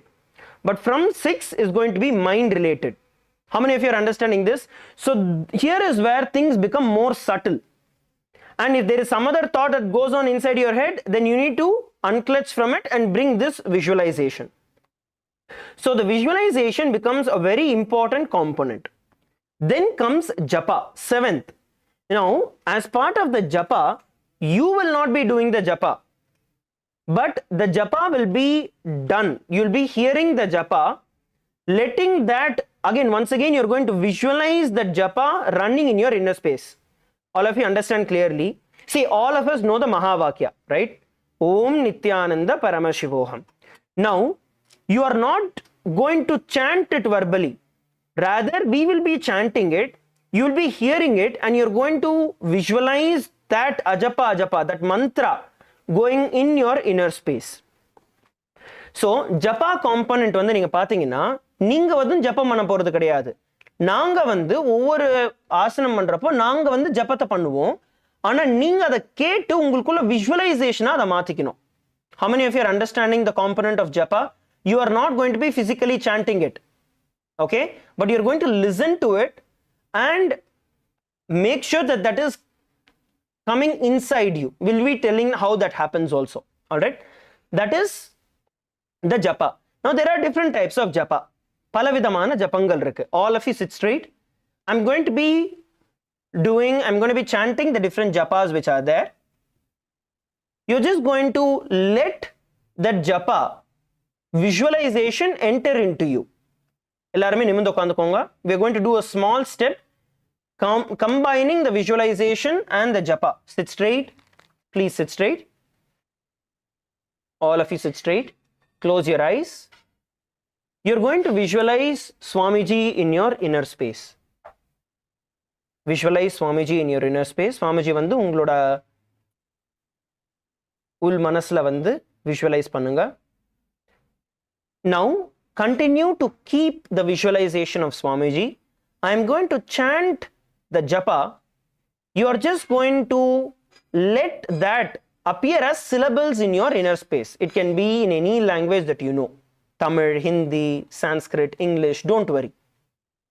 நான் இப்ப ஜபத்தை பண்றப்போ அதை வந்து உங்களுக்குள்ள visualization நீங்க வந்து பார்க்க போறீங்க. Soham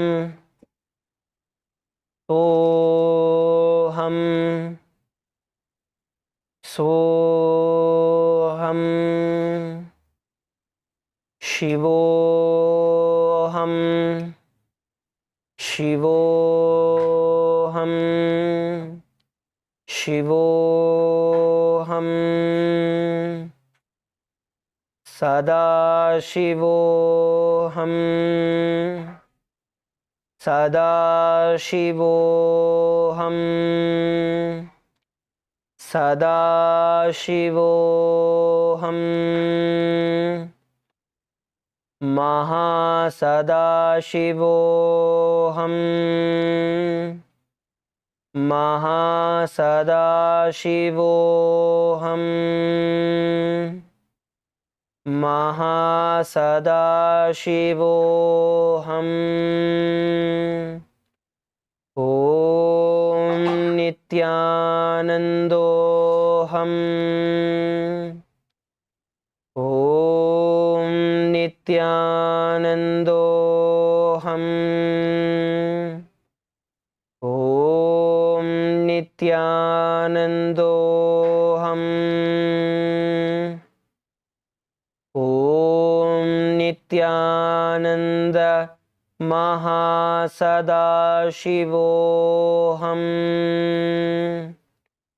Om Nithyananda Mahasadashivoham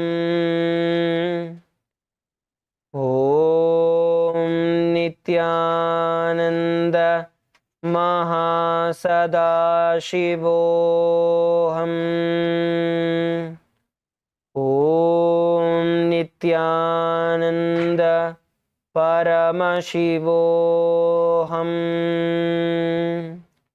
Om Nithyananda Paramashivoham Om Nithyananda Paramashivoham. Relax. How many of you were able to keep the visualization of Swamiji in your inner space along with the japa? Can you raise your hands? எத்தனை பேரால visualization தவறாம சுவாமிஜியை வந்து உள் மனசுலே நினைச்சிட்டு இருந்தவாறே இந்த ஜபத்தை வந்து உங்களால கேட்க முடிஞ்சது. கை தூக்குங்க. If you're able to visualize Swamiji and have the japa. Good. Yes, great. So that is the 7th component. இதுதான் வந்து 7th component of the Nithyananda yoga. Next, we are going to the 8th component. The 8th component is chanting. Now, every asana that we will be doing, we will be also chanting the Shastra Pramana, the original verse that is revealed by Paramashiva. Now, what the chanting does is that it automatically, can you all hear me? Kekada? If you're all able to hear me, can you all wave your hands? Okay, yes, thank you. Okay, yeah, thank you. So, the 8th component is chanting. Now, in chanting, we will be chanting the verses that are revealed by Paramashiva himself. Now, you're just going to listen to that. Now, what happens when the chanting happens by default is that certain words, certain syllables awaken various different kinds of non-mechanical components of your brain. All of you, please listen carefully. The Sanskrit mantras have the power to awaken your brain by just listening to it. You don't even need to chant it.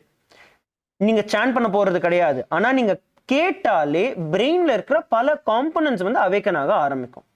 So just by listening to the mantras, various different components of your brain start getting awakened. So that is why chanting is very important, and we will be chanting the Shastra Pramana, which is the original revelations that Paramashiva has given.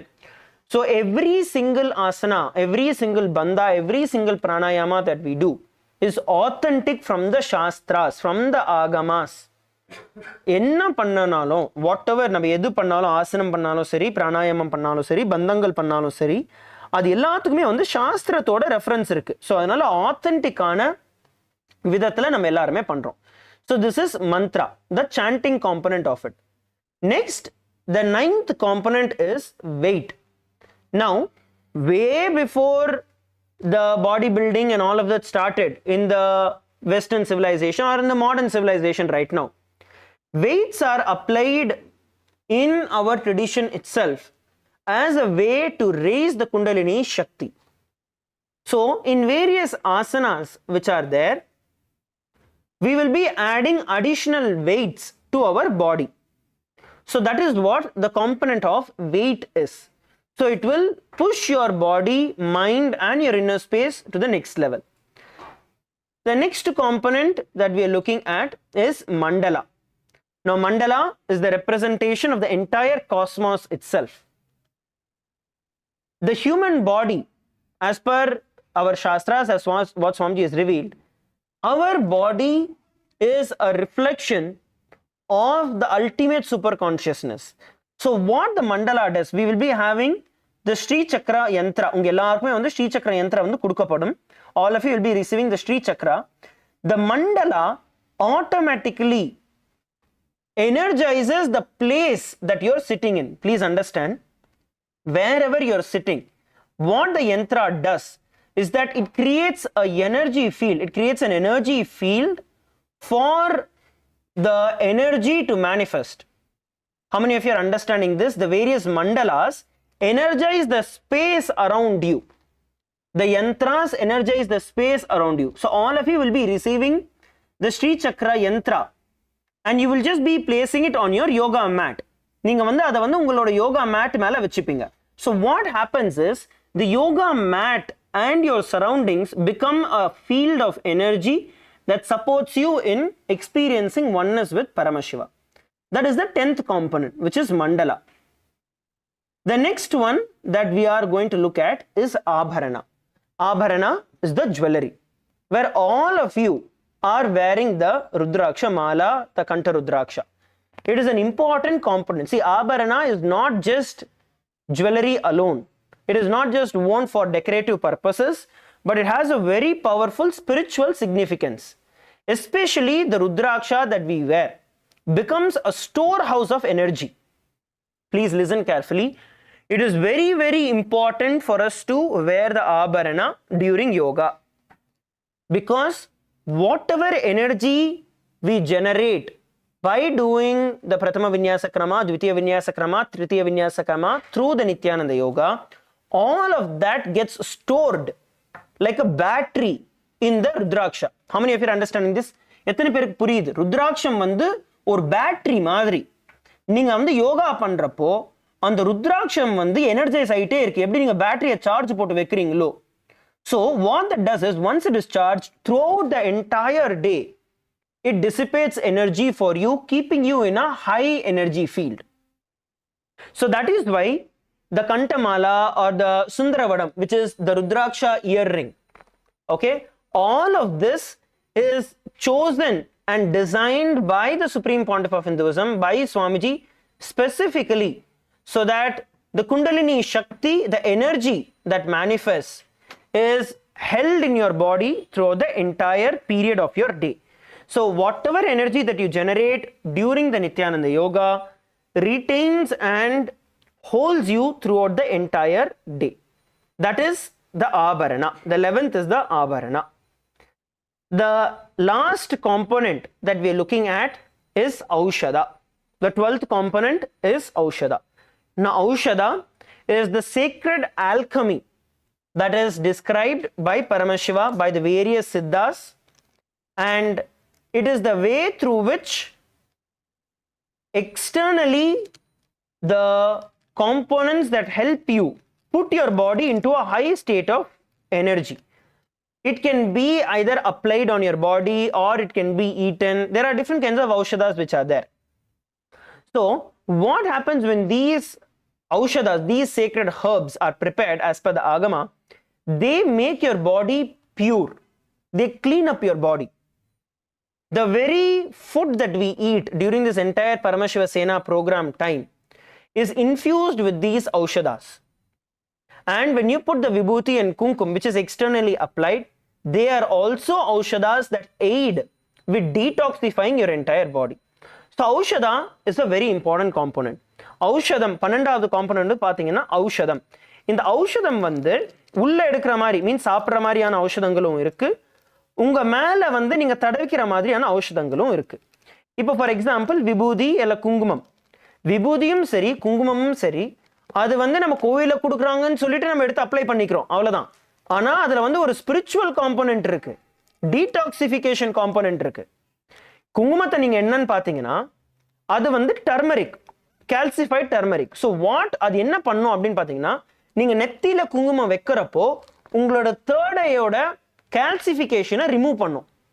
The kumkum, what it does, the real authentic kumkum is actually calcified turmeric. So what that does is, it will detox your third eye. It will remove all the toxins that is stored in your third eye. And it is very multiple scientific evidences are there where anything that you apply on your skin directly enters your bloodstream. How many of you have read these reports that what you apply on your skin directly enters your bloodstream? Can you raise your hands? Any of you have seen those reports? Yes, good. I'll actually show you. I'll also show you. That is why all these harsh chemicals which are there, now the doctors and scientists are all completely against it. See, the reason globe is taking a trend to move telling organic and all of that is because they are seeing the harsh side effects.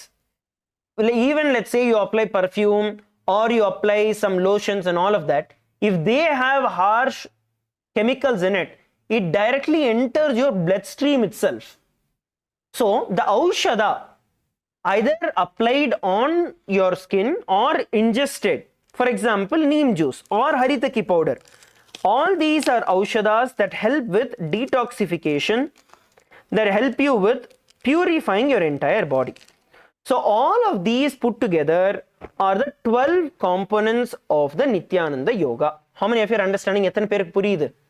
இந்த 12 காம்போனன்ட்டும் சேர்த்து எல்லாமே சேர்ந்து பண்றப்பதான் வந்து நித்யானந்த யோகாவா மாறுது.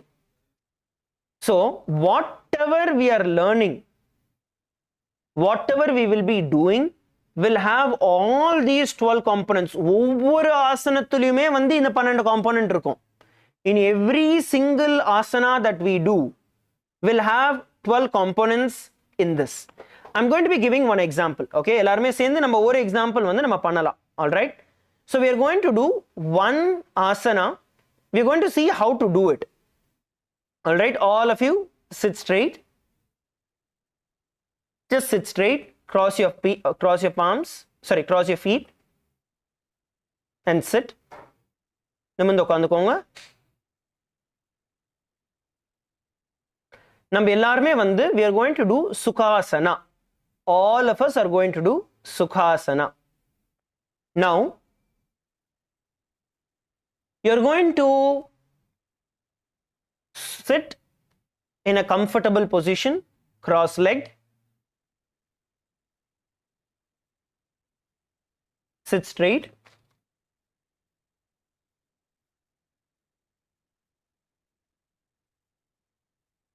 Now, if you view on the screen, as you can see on the screen, we have the bandha which is there, we have the japa which is there, we have the visualization that we need to have, and the mudra that we need to keep our hands in. So first, we are going to be, once we sit in Sukhasana, the first is going to be Samana Kumbhaka. Just inhale and exhale. Okay, inhale and exhale. See that air entering into your stomach and lighting the Jataragni. That is the Samana Kumbhaka. Now, pull your butt perineum in, placing your placing your butt inside in the Mula Bandha, and inhale, lock the breath inside you in the Jalandhara Bandha, and exhale, pull your stomach in and up in the Uddiyana Bandha. Pull your stomach in and up into the Uddiyana Bandha. Visualize Lord Shiva in your inner space. The internal japa, Soham, Soham, Soham.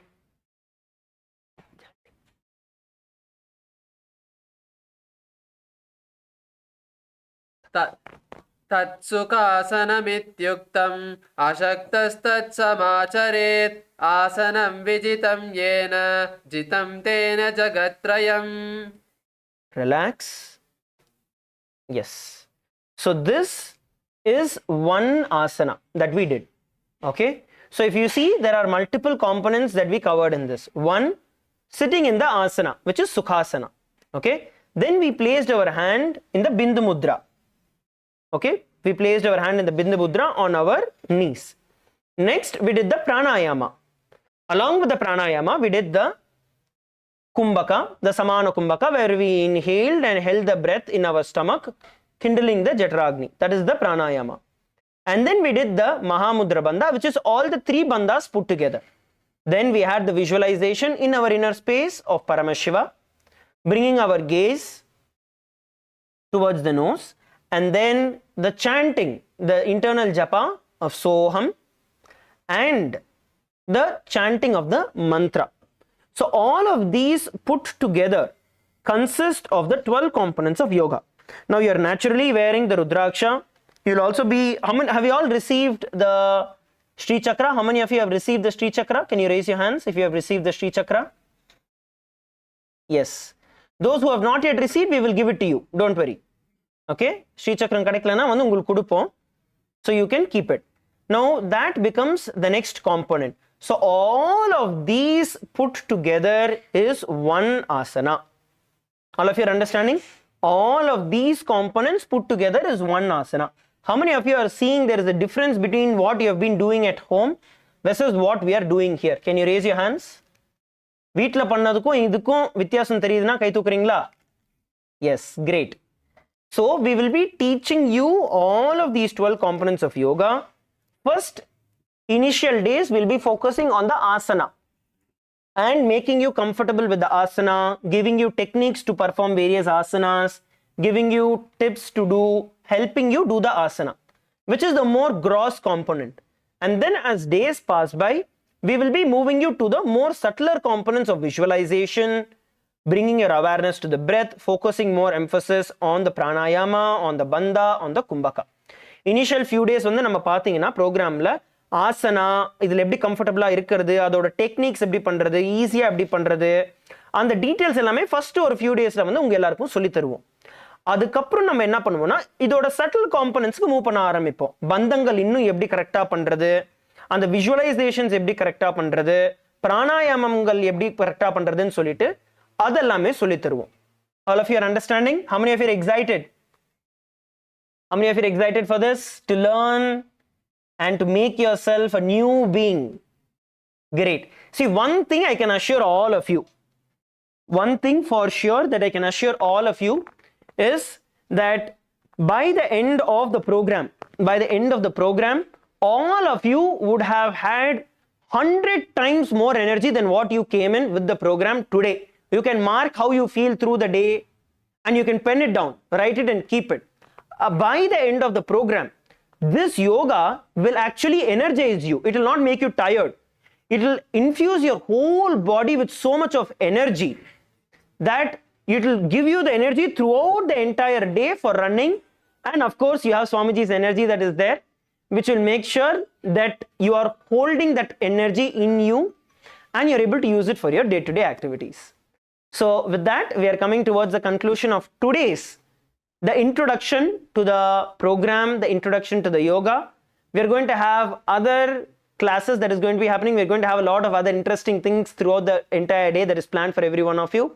Once again, I'd like to welcome all the new Paramashivoham program participants who have joined in today. Welcome every one of you and get ready to have a spiritual feast during the entire program.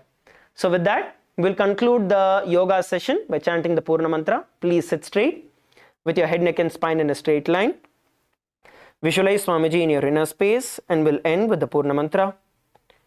Om Purnamadav Purnamidam Purnat Purnamudachyate Purnasya Purnamadaya Purnamevavashishyate. Om Shanti Shanti Shantihi Harihi Om Tatsat. Sarvam Bhagavat Shri Nithyananda Paramashiva Padukarpanamastu. Om Nithyanandam. Thank you everybody. Nithyanandam.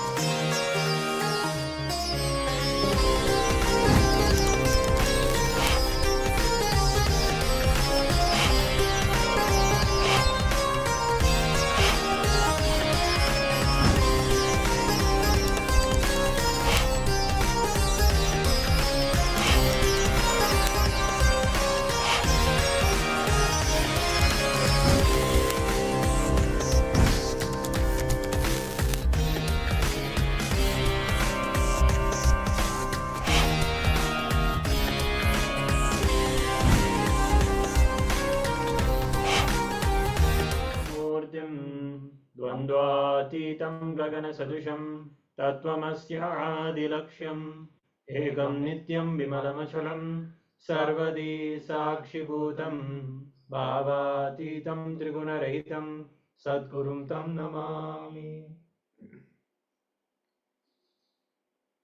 Nithyananda, Nithyananda, all of you. Yes, welcome to the day 7 of Paramashivoham Level 2. Now, after we've done the Pratama Vinyasa Krama, Ditiya Vinyasa Krama yogas, let us now get into doing the power manifestation session. Requesting all the participants to turn your videos on and actively participate in the power manifestation. It is going to be a beautiful transition between the yoga session where we work on our bodies, and now we're going to be working on our feeling connection, working on that which gives us the powers, directly working on our connection with Swamiji. And we do that by doing the power manifestation, surrendering everything at his feet and having Swamiji flow through us. Yes, we'll now chant the Pramana, Shastra Pramana for the third eye. It is from the Vijnana Bhairava Tantra, 34th verse. Beautifully, Paramashiva reveals all of the techniques for sudden enlightenment, for enlightenment to be able to manifest, and for the third eye to open. Then we can now chant the mantras. This is the scriptural reference to manifest powers of third eye. Kapalantarmanonyasya tishtanmilitalochanaha kramena manasodhardhyat lakshayet lakshamuttamam. By fixing the mind on the inner space within the crown center and sitting stably without any movement, having the eyes closed in succession, by the stability of the mind and the inner space through the power of the third eye, one directly sees the ultimate goal, Lakshyam, by having the vision beyond the sight that reveals any object or place, attaining the space of oneness with the source, Paramashiva. Yes. So, requesting everyone to settle down.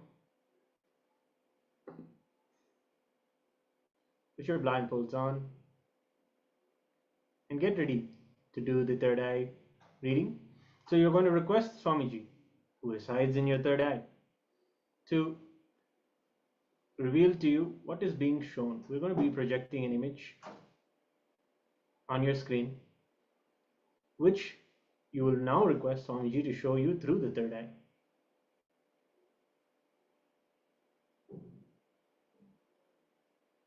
Continue chanting the Mahavakya, and let us enter into this round of the power manifestation.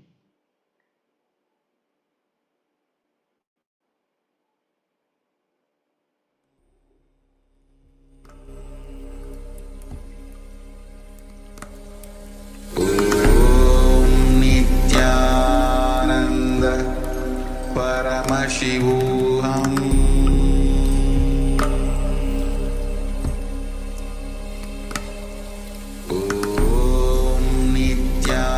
Nithyananda Paramashivoham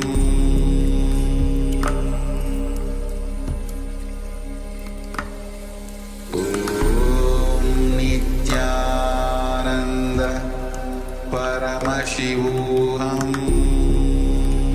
Nithyananda Paramashivoham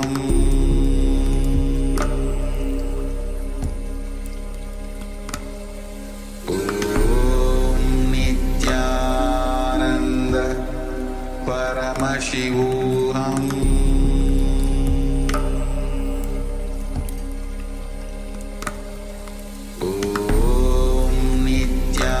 Nithyananda Paramashivoham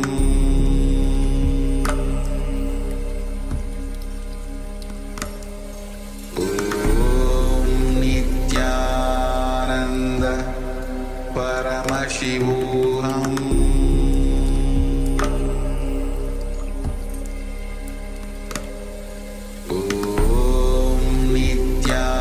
Nithyananda Paramashivoham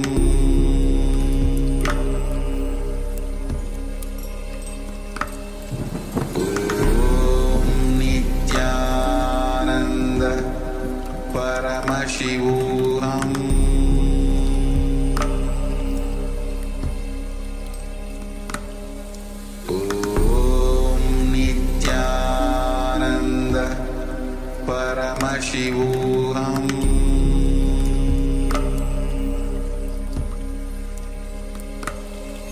Om Nithyananda Paramashivoham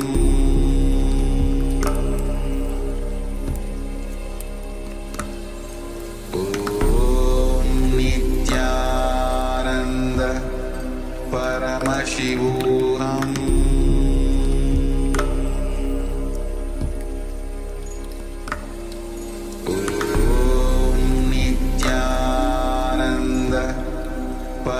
Paramashivoham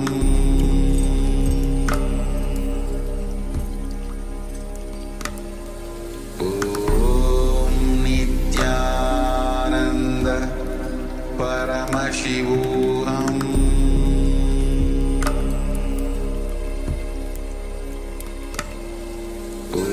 Om Nithyananda Paramashivoham Paramashivoham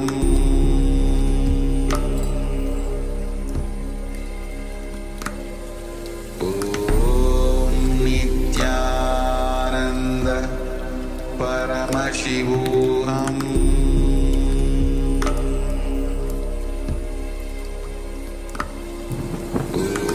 Om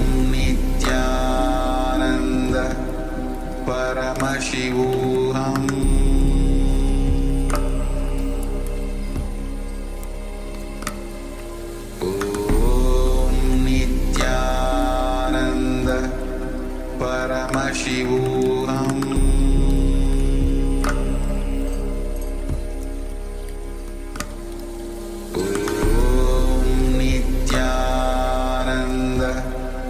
Paramashivoham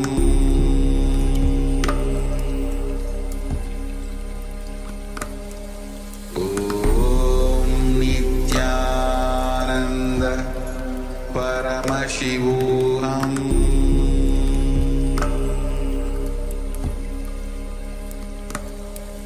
Om Nithyananda Paramashivoham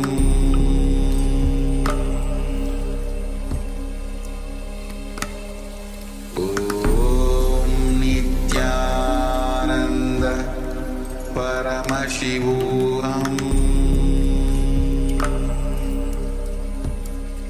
Paramashivoham Om Nithyananda Paramashivoham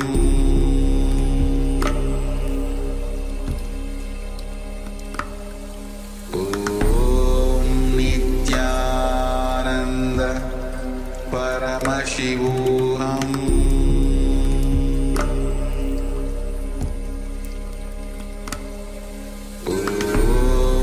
Nithyananda Paramashivoham Om Nithyananda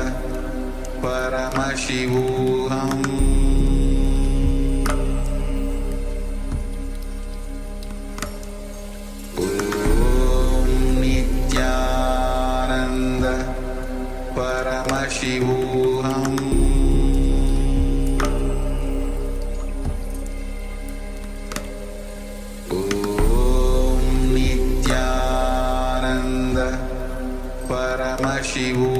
Om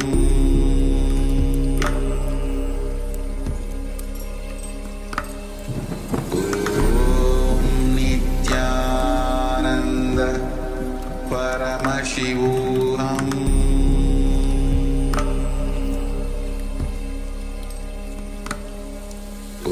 Om Nithyananda Paramashivoham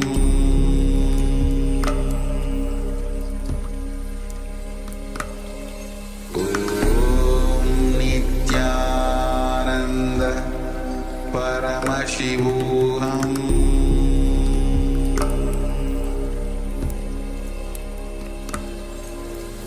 Om Nithyananda Paramashivoham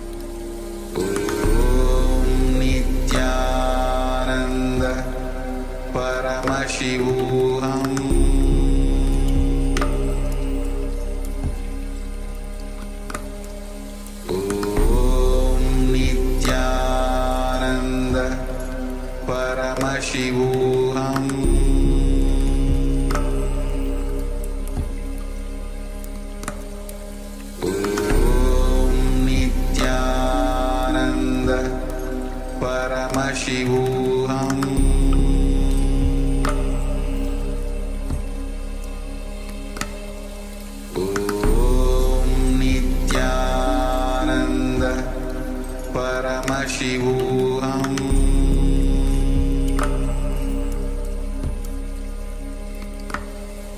Om Nithyananda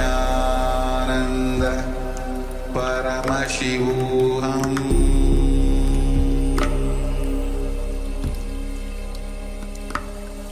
Om Nithyananda Paramashivoham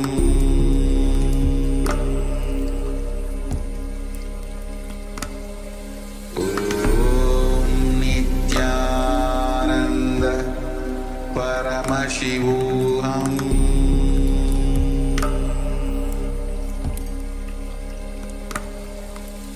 Om Nithyananda Paramashivoham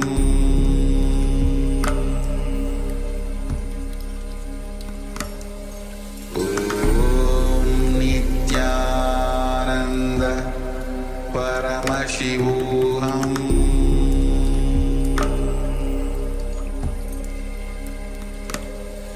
Om Nithyananda Paramashivoham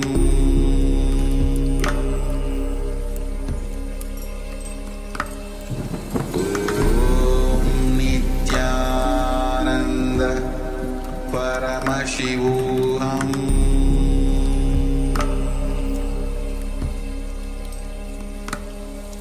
Om Nithyananda Paramashivoham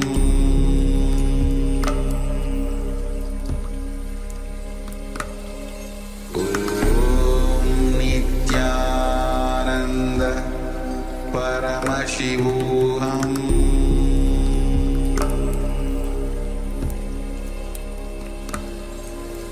Om Nithyananda Paramashivoham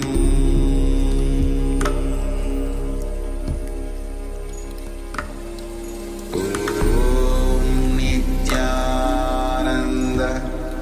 Paramashivoham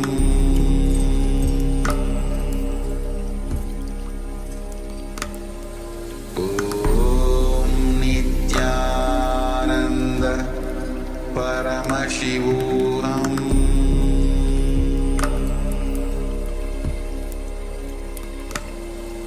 Om Nithyananda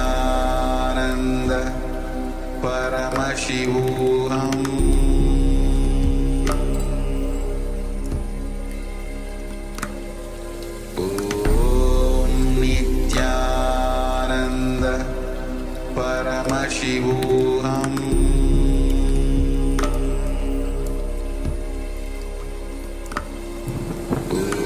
Om Nithyananda Paramashivoham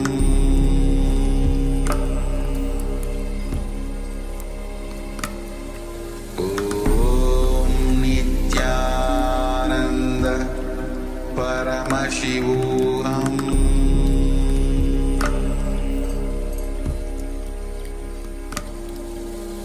Om Nithyananda Paramashivoham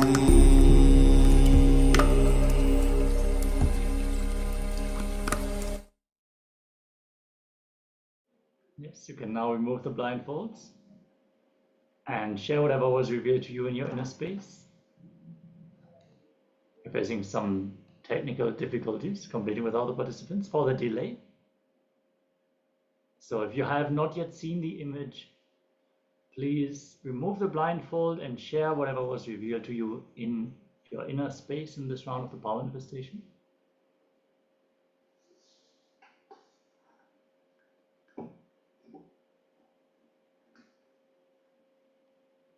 I'm going to give a few moments just to type down and share the results of this power manifestation.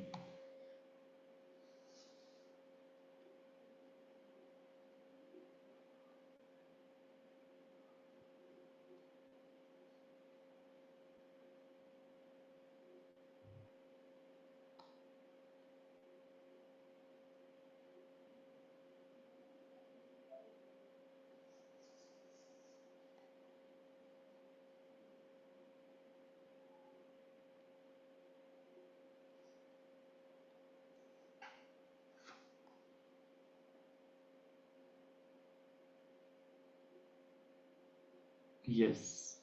Yes, we actually saw that you had not been there in the beginning of the power manifestation. But we're going to have more power manifestation rounds, so don't worry.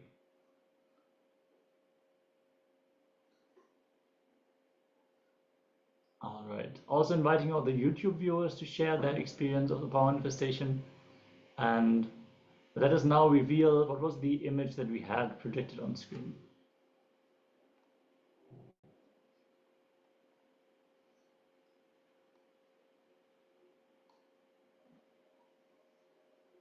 Yes, it's an image of a person walking on water. Ripples are coming out, and if you see the colors of the water lines or the water ripples, let us know. Red shoes and the skirt, light reflection, a lot of gray shades, and the highlights.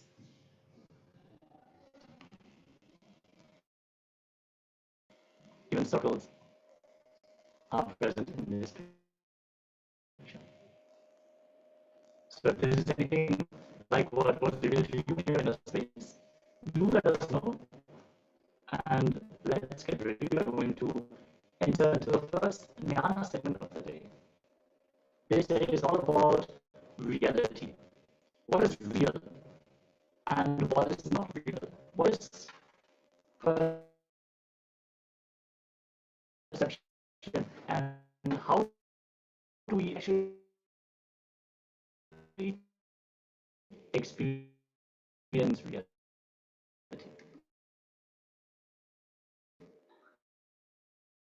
So in this first jnana, we're going to learn about enlightened reality. How does enlightened reality look like? Let us listen to Swamiji as he is giving us these deeper understandings directly. Seeing all the participants to be in a space of deep rest awareness and deep listening, as we are going to receive these truths from Swamiji.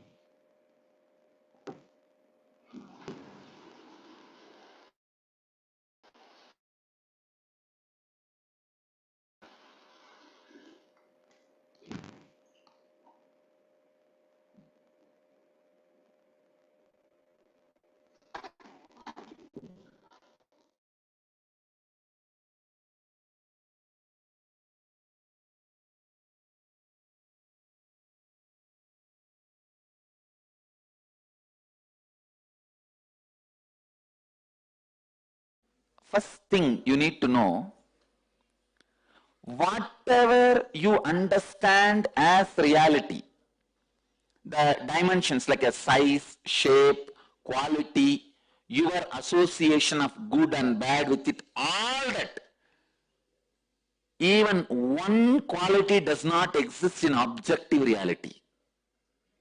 Please understand. If you think this is wall, this is not wall. Whatever you understand, why this wall, what this wall does, how it looks, what it is, who built, is it good for me, bad for me, all concepts you have about the wall is not there actually on the wall. So in a way I can say there is no such thing as objective reality and there is something called objective reality.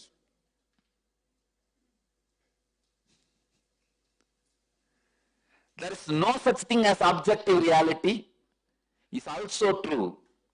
There is objective reality is also true. Understand? I tell you there is no such thing as objective reality because anything you see, you perceive, does not exist as you perceive. And I tell you there is objective reality. Well, you know, because you may be liberated from this wall, but the other person who is not liberated will continue to see this wall as objective reality.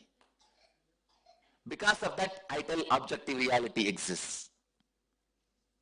But I tell you, for you, objective reality does not exist. So, the right truth, objective reality does not exist for you, but the objective reality exists for the objects you see in objective reality. But as the objective reality does not exist for you itself, How can the objects you see in the objective reality is objective reality can be objective reality for you? As the objective reality perceived by you itself is not reality, how can the objective reality perceived by the objects which you perceive in the objective reality can be objective reality for you?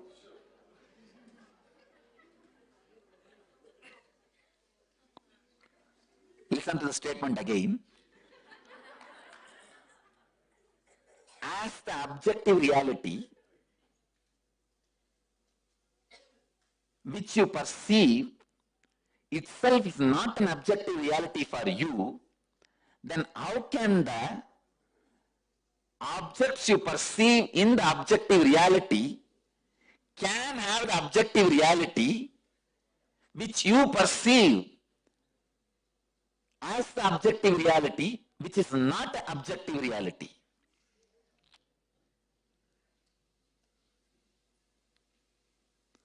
So, what you know as reality is nothing but the perversion of your fantasy. What you know as fantasy is nothing but the perversion of your reality. When you go beyond what you know as reality and fantasy, you see N reality, which is N reality.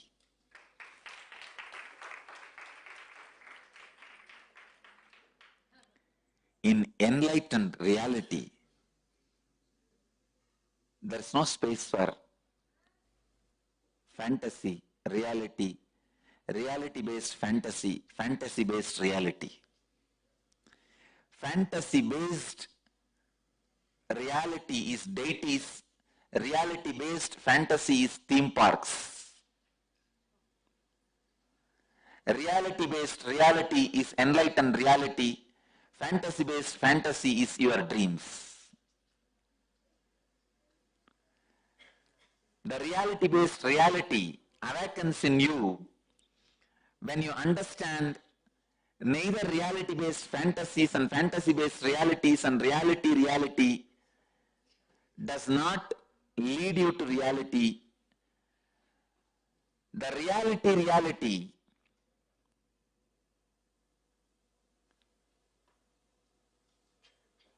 fantasy reality, reality fantasy is all finally your reality fantasy leading you from fantasy reality to reality fantasy. Finally, only when you drop everything, the reality expresses itself beyond reality. Life is faith, understand, that's all, nothing else. Whatever you know as reality appears as reality because those parts of the brain is awakened. If some other parts of the brain is awakened, suddenly something else will appear as reality. That's what is happening in the dream. In the dream, different parts of your brain is awakened. Your brain enters into different chemistry.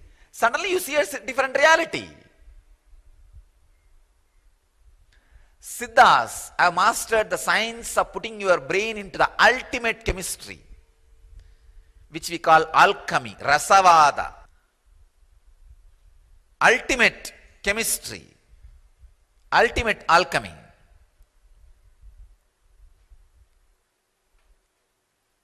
It is possible. Just putting your brain into a different chemistry. Suddenly you see the ultimate reality.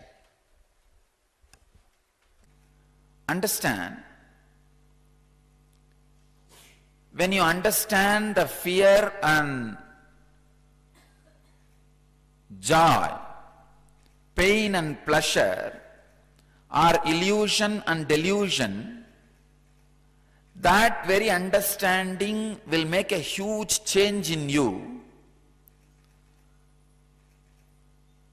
You will feel like the earth on which you are standing is removed.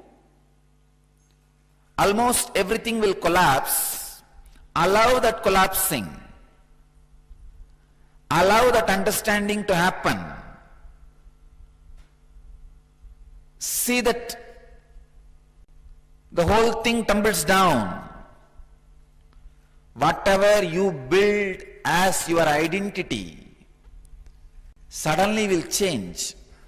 All your strategy planning for your future will suddenly change. All the logic with which you build your life will completely be shaken. Allow that. Do not have the fear. Then what is reality? Allow this tumbling to happen. Allow this shaking to happen by understanding that our courage, our fear, our greed, our pains and our pleasure all are illusion and delusion. Many times life actually tests you. Life actually wants to test your stability, your understanding, your strength. But in a very foolish way, you respond and react and create whole thing as a mess. Please understand. Many times life really tests you. Do you stand this fear, which is delusion? Do you stand this greed, which is illusion? Or are you going to react in a foolish way and create bigger problems, bigger mess?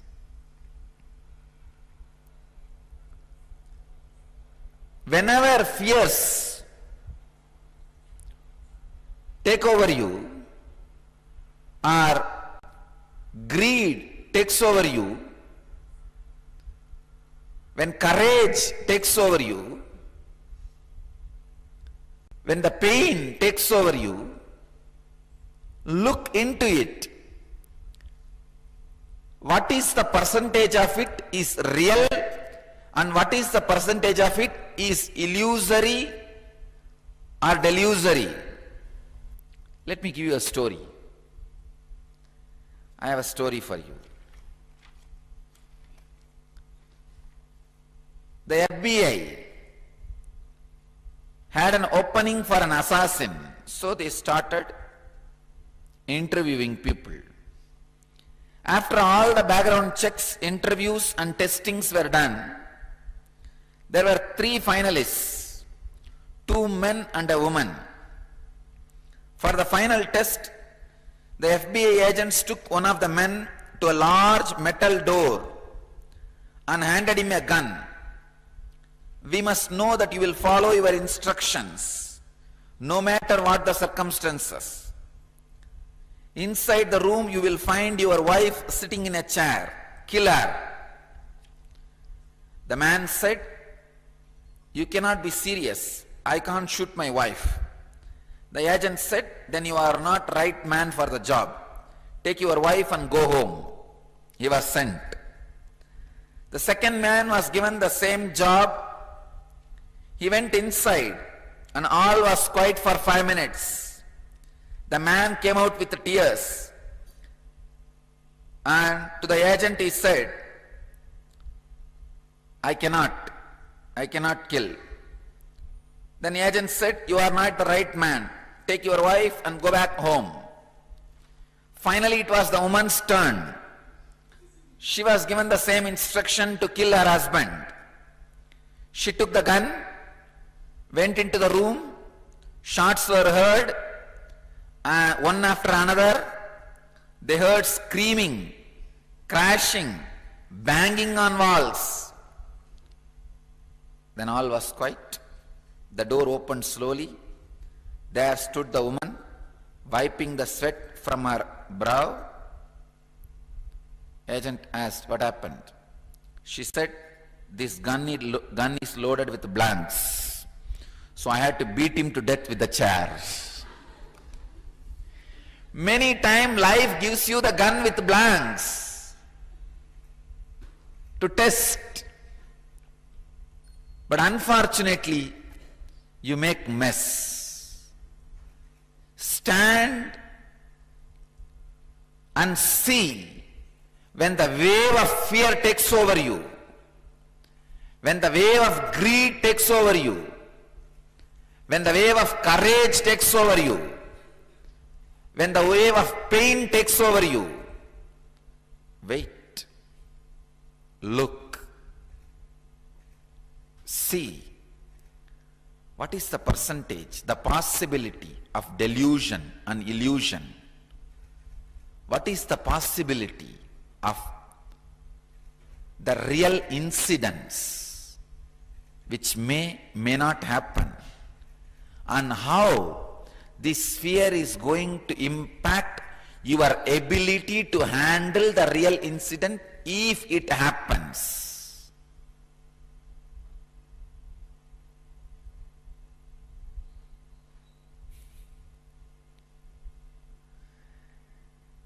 The ability to face, the ability to look, the ability to see. Please understand.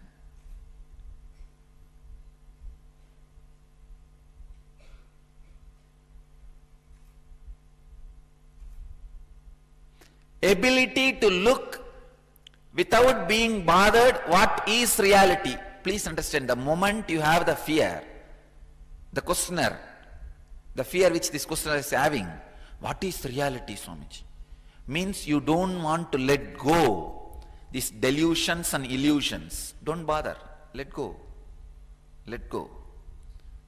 What is reality will flower in you. Allow that flowering. Now don't bother. Now don't worry too much about it.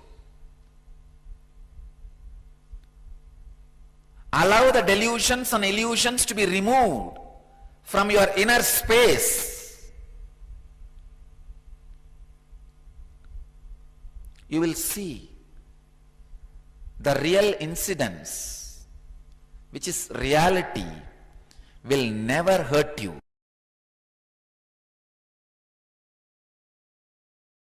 See, reality as perceived by you is not the real reality. So if you want to know the real reality, you need to first accept the reality perceived by you as reality. That's the first way to open that sheath. See, Annamaya Kosha means the most grass level of reality you perceive. Means most disturbed, confused, chaotic reality which you perceive as happening. Please understand, if it is reported to you through media, it is one more worst layer.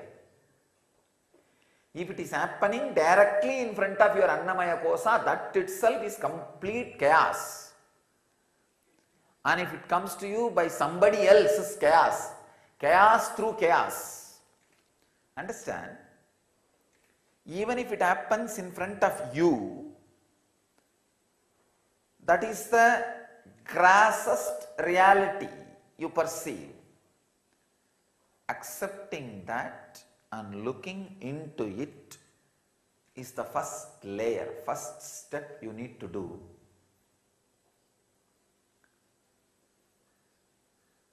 To experience the reality,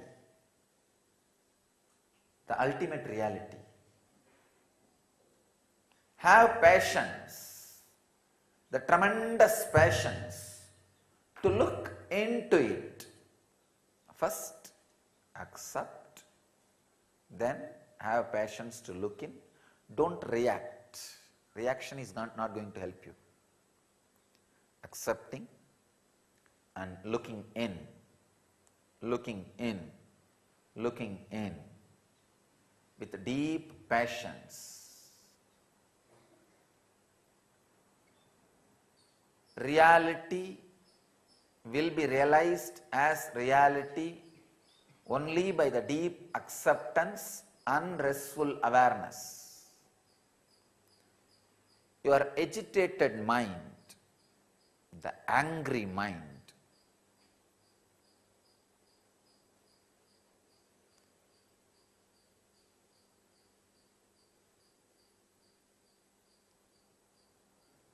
which goes on fighting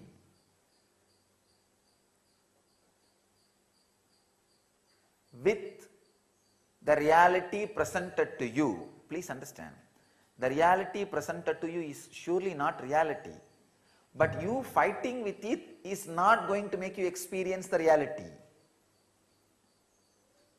But the angered, perverted, agitated mind goes on fighting with the reality presented to you. No. You are basically an enlightened superconsciousness. But with that superconsciousness, you can make a flower do what you want. You can't make a stone do what you want. Understand? There's a big difference. With that superconsciousness, you can just look at a flower, it will just blossom. You can just look at a person, he will just open up. Just one small look, the person is melting. But with that same look, you cannot melt the stone. That is not possible. A crude reality cannot be handled by the agitated or unacceptable mind. First you need is acceptance of that crude reality, chaotic reality which happens in front of you. Then restful awareness. Look in, look in, look in. You will see, layer by layer, reality opens to you. But any agitation, the crude reaction to the reality presented to you makes the wound big, and you carry it for ages, lives. That is what is called hell. The ultimate sin is not looking into reality. That is the ultimate sin. That is why you carry the wounds deeply. Existential experience, perceptional experience.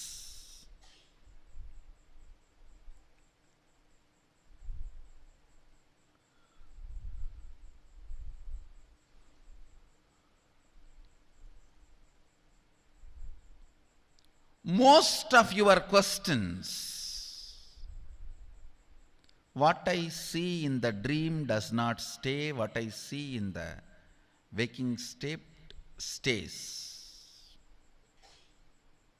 Listen carefully. This question you are carrying,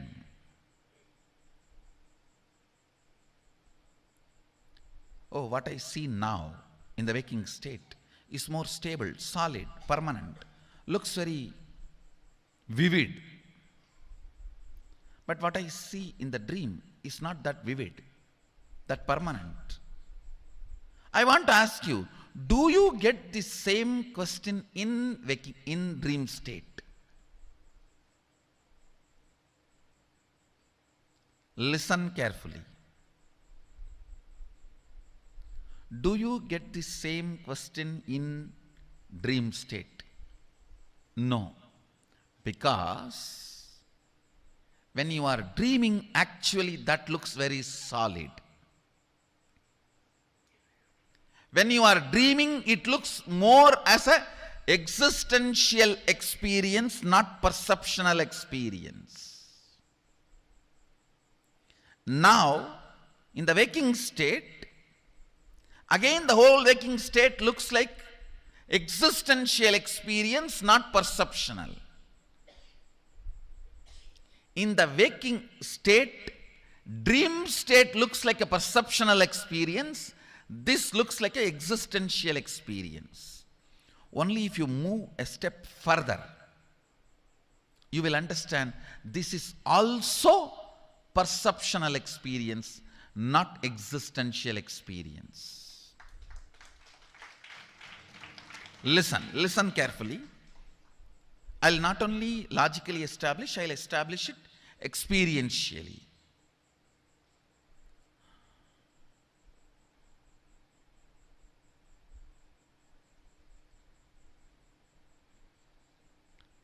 If you just internalize this thought current, you will experientially experience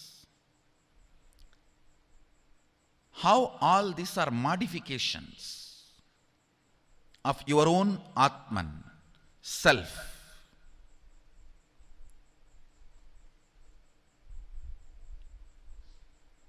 Your own existential experience is only one, your Atman. Everything else is your perceptional experience. Listen carefully. Gold, in its pure metal form, maybe in the form in which it is available for all of you guys to get to see, the biscuit form, pure 999.999 purity, something will be printed on it. It will be like a biscuit form.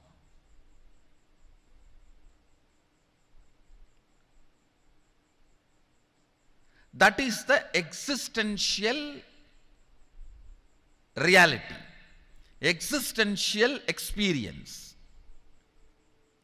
Everything made out of it, whether it is a crown or the earrings or the chain or the udyanam or the ring, everything made out of it is a perceptional reality, not existential reality.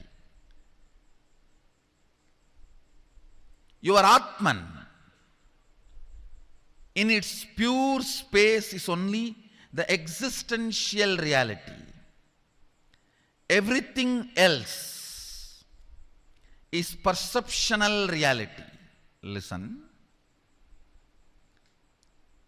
Actually, this truth is like it has to be drilled into your system. Then, even in the dream, you will remember, is this perceptional reality or existential reality? If you remember in the dream, is this perceptional reality or existential reality, you will wake up. In the waking state, if you remember, is this perceptional reality or existential reality, you will be awakened. Understand? In the dream, if you remember and question, is this existential reality or perceptional reality, you will wake up to the waking state. In the waking state, if you question, is this perceptional reality or existential reality, you will be awakened to the awakened state. Dream to waking up to awakening up. Carefully. The first logical question we have is, things here look very solid. If I hit the wall, I feel the pain. If somebody touches me with a lot of love, I feel cared. If I put something in the mouth, the taste is felt. So here things are more solid. But in the dream state, it is not. Listen. Actually, in the dream state also, if you dream as if you are falling, you will experience fracture in the dream state. How many of you had the dream you have fractured yourself? Raise your hand. That's all. When you wake up, the fracture does not exist. It's different. But in that state itself, as long as you are in that state, there also everything is solid. Everything is solid, just like this state. When you are in the waking state, how you feel everything is solid. That is exactly the way precisely it is felt in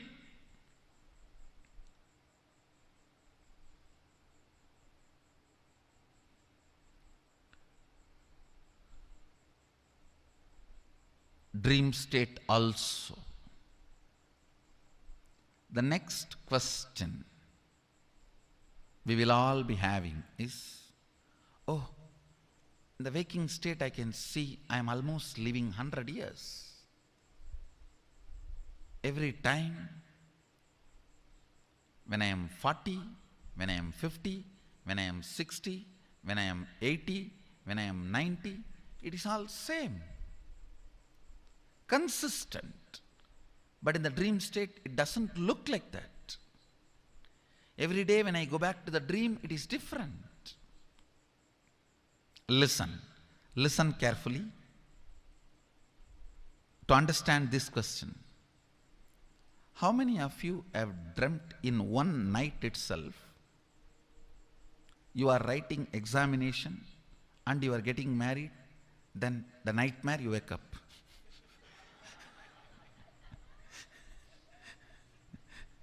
No. How many of you have experienced in the one night dream itself few years? Raise your hand. Then, in that few years, have you felt inconsistency? No.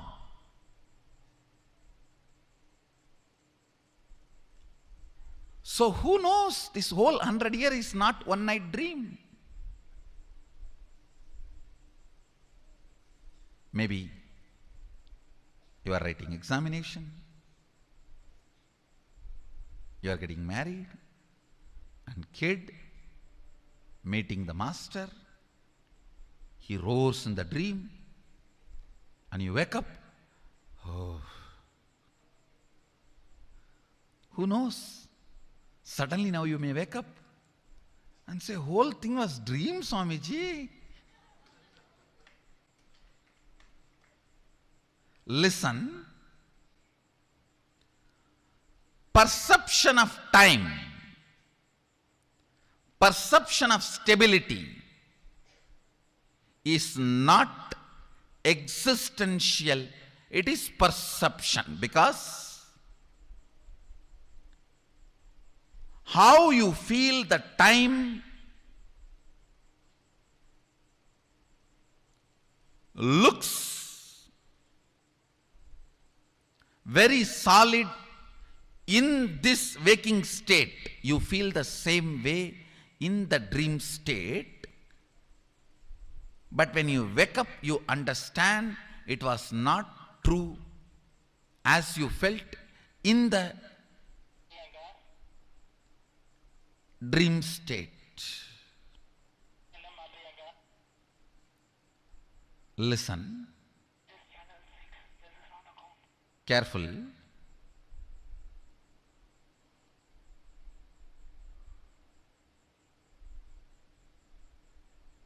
When you are out of the dream state, you can see the whole dream. You can see, you saw yourself as 20, you saw yourself as 30, you saw yourself as 40, you saw yourself as 50. You can see the whole.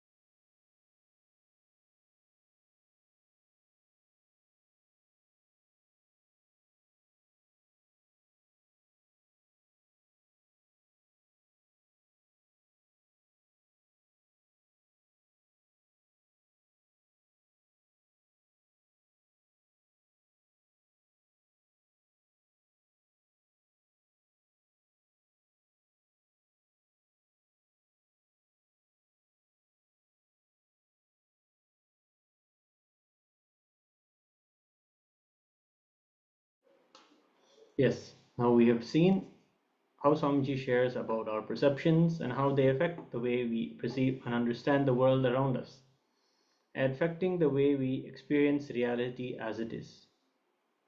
Reality is absolutely for us. It is our perception that makes us think the world is absolutely against us. We'll now go into an enriching internalization exercise that is going to help us see the reality that we have as it is, life positive, and a gift from Paramashiva. It is these particular sessions that really help us understand how much we've put ourselves into a delusion and how much Swamiji is here also to liberate us from our delusions. So let us now understand the essence of the session. Yes, first you need to understand you are not the eyes. The eyes are just an instrument through which you can perceive this world. Many times you can see your eyes may be open, but you are not seeing, not registering the scene in front of you. Just remember, you are seeing through your eyes. If you look through the eyes, suddenly you will see you are witnessing everything. So you are not the eyes. Many times we are so engrossed in what we see. We forget that we are using a tool to perceive reality. It's like looking at your TV screen and thinking it is real. No, it is a tool that is showing us something about the world. So you are not the two holes called eyes. You are only seeing through the two holes called eyes. Internalize and pen down 10 powerful cognitions about perception, about reality that you have received from the session, and see how those can be applied to your life.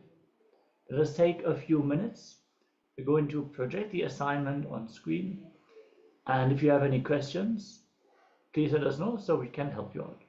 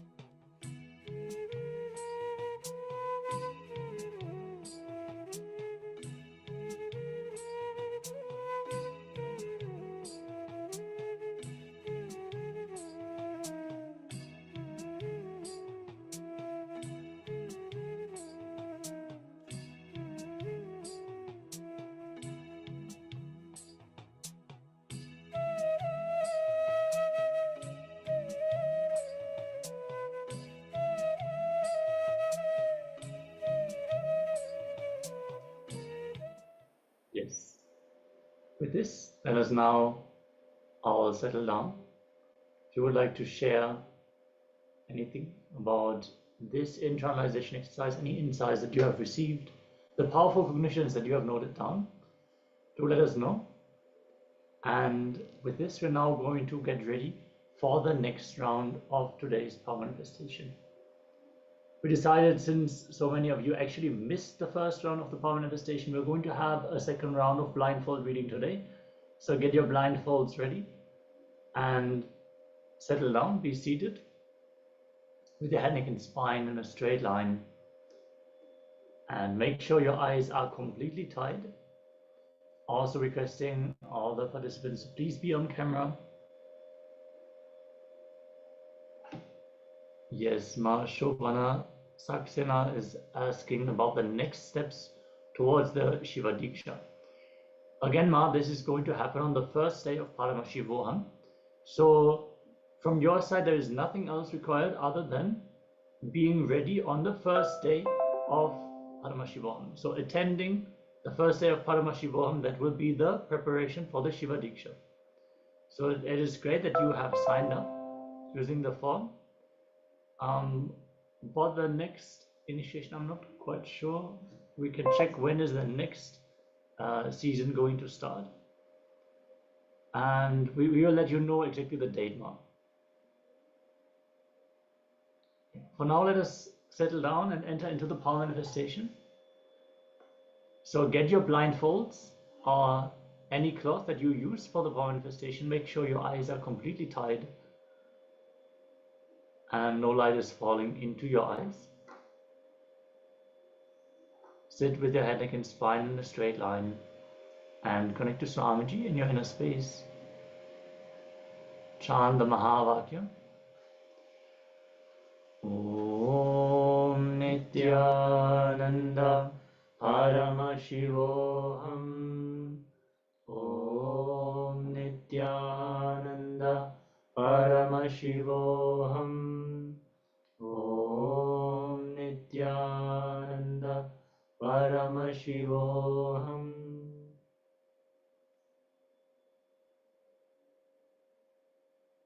Surrender everything at Swamiji's feet and let him reveal the details about the image that we are now projecting on the screen. Let this round of the power manifestation begin. Om Nithyananda Paramashivoham.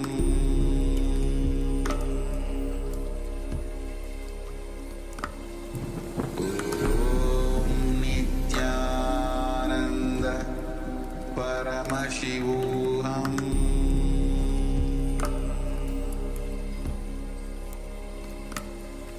Om Nithyananda Paramashivoham.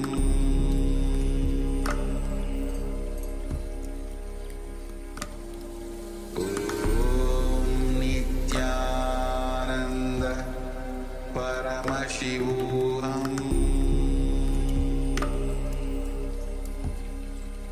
Paramashivoham.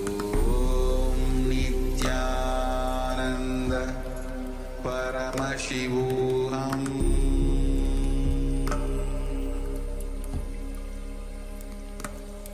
Om Nithyananda Paramashivoham.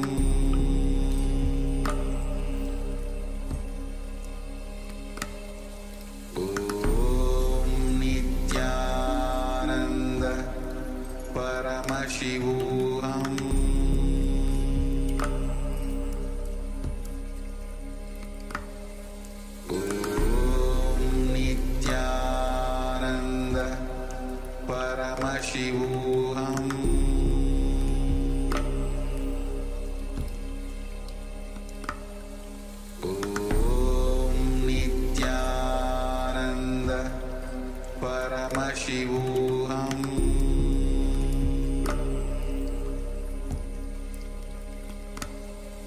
Om Nithyananda Paramashivoham.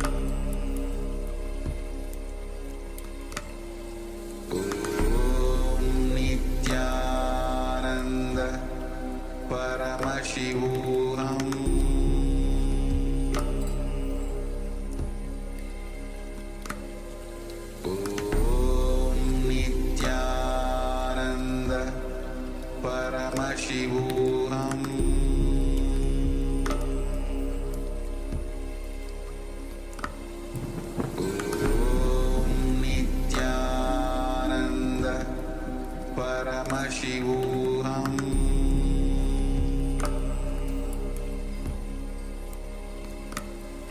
Om Nithyananda Paramashivoham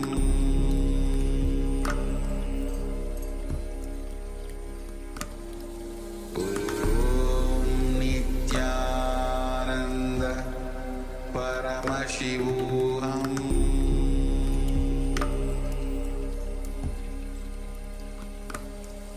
Om Nithyananda Paramashivoham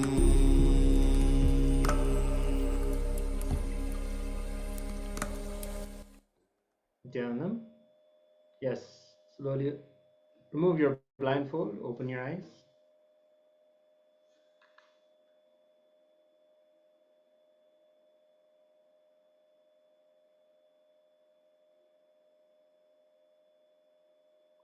First, give your gratitude to Swamiji for revealing whatever you saw through your third eye. Next, share with us in the Zoom chat what it is that you are seeing. Take a few moments and just write it down.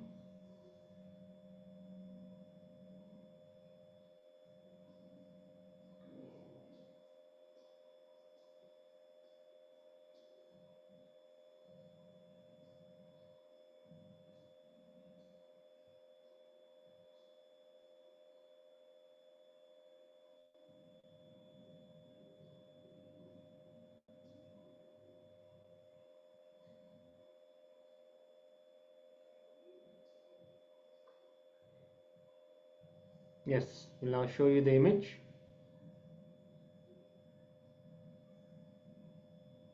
This is a flying bird. If you saw the bird, or if you saw some flying object, or the greenery behind, and the blue colors, the green colors, and the white colors behind, let us know. Then you're also manifesting the powers.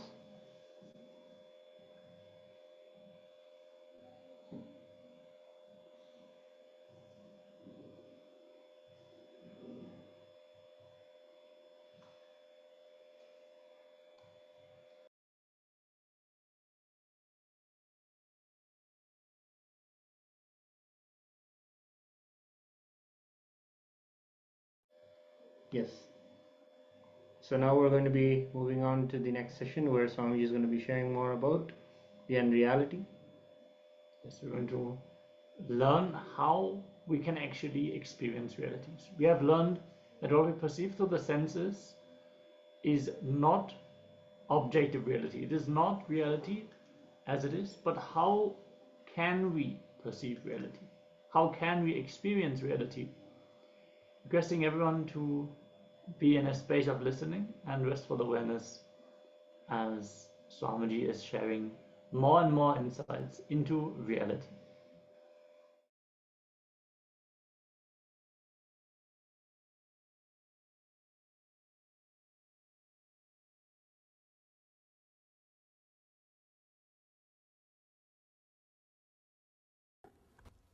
Let us understand this word Paramastitihi, transcendental reality. See, we have three levels of reality. One is external reality.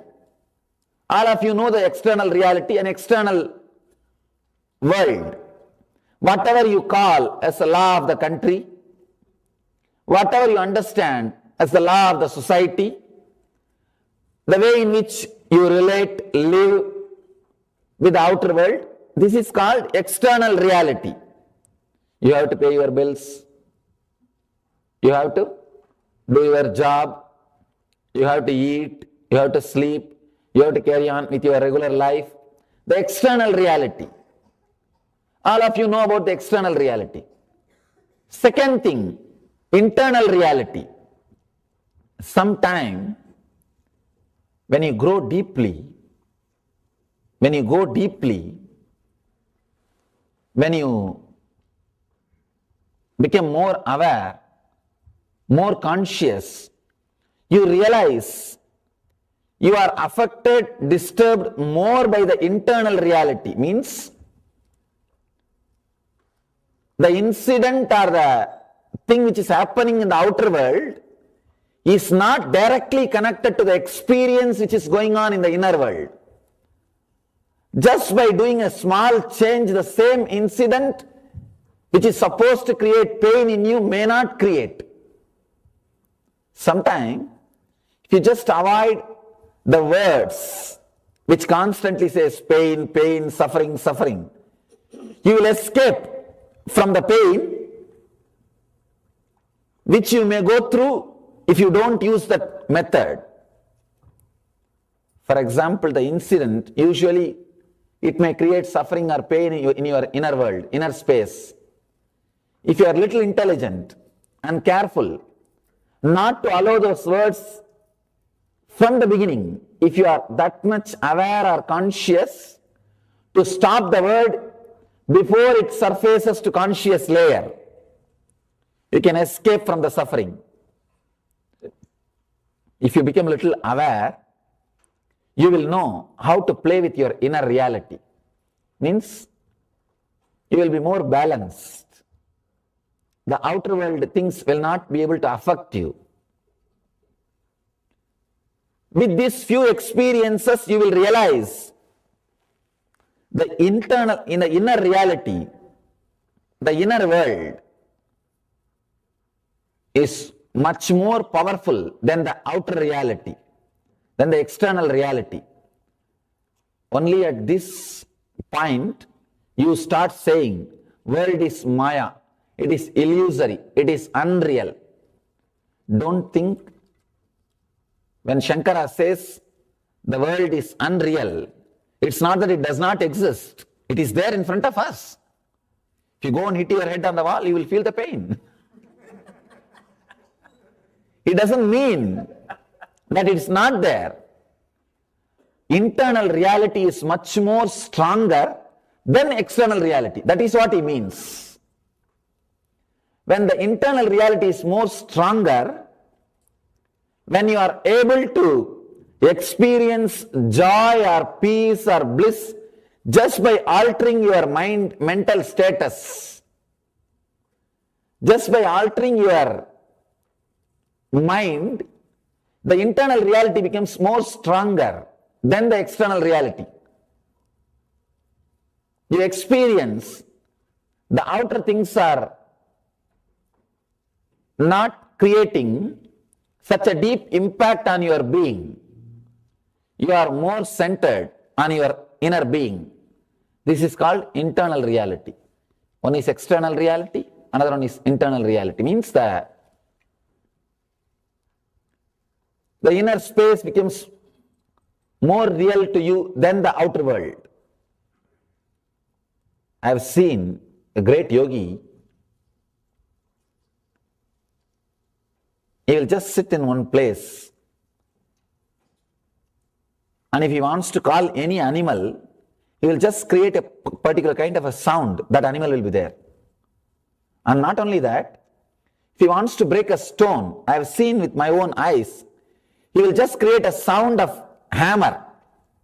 If the hammer hits the stone, what kind of sound will be created? The same sound he will create with a special vibration, and I have seen with my eyes that stone will become two pieces. Just as if that stone has been hit by the hammer. I was shocked. How can this be? Not once or twice, many times I have seen. Same way, he will create a sound of the stone hitting a bird or something. If he wants to kill a bird, he just creates that sound through the tongue with that vibration. I've seen the bird will fall dead. It will drop dead. Same way, if he wants to get some fruit or anything, he'll just create a sound, and as if a stone has hit that fruit will fall from the tree. I asked him, how could this be possible? He told a beautiful truth. The whole world is just vibration. The whole thing is just vibration. If you know how to handle the light particles and sound particles. Understand? The light particles and sound particles. Nada and Bindu. Nada is sound particle, Bindu is light particles. You can do anything. For him, the inner world is more real than the outer world. So anything comes out of his inner world directly affects the outer world. It creates an impact on the outer world. For him, world is unreal. Outer world is Maya, illusory, because he can do anything just with the inner world. There is a third kind of reality. So you understand? First is the outer world. The second is inner world. When your inner world is more real than the outer world, you will have siddhi, means powers. Third kind of reality is transcendental reality. In that level, you will have buddhi, intelligence. Even in the second level, there is no guarantee you will have buddhi. You may have siddhi, power, but we don't know you will have buddhi or not. Transcendental reality. Transcendental reality means experiencing nothing dies. Experiencing, you don't need to do anything in the outer world or in the inner world. Understand? You don't need to do anything in the outer world or anything in the inner world, because both are equally nonsense. Both have no meaning. Both have lost meaning for you.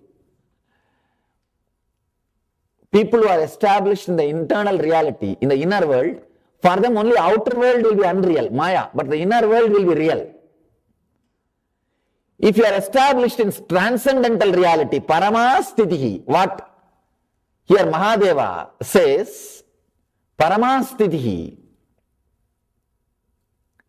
then inner world and the outer world, both are illusory for you. Both are unreal. Reality is nothing but your alliance with real. Listen, it is not your experience of real, it is your alliance with the real.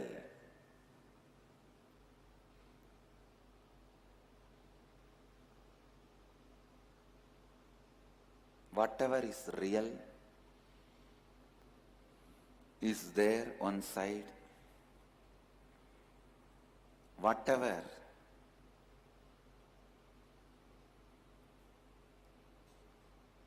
you need to experience, you want to experience, is there on side. These two having alliance and coming to some conclusion is reality.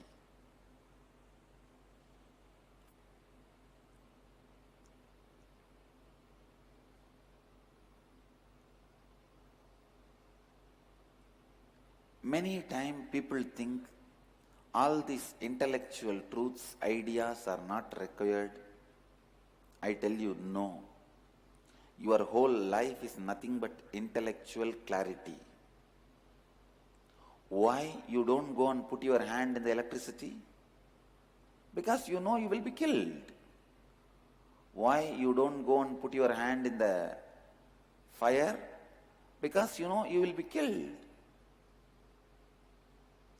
So intellectual clarity, intellectual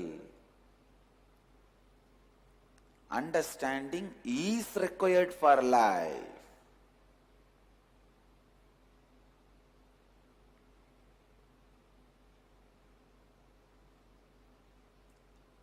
If somebody is teaching you the ideas, no, all these big principles, intellectual jugglery is not required, no. They are trying to keep you in darkness.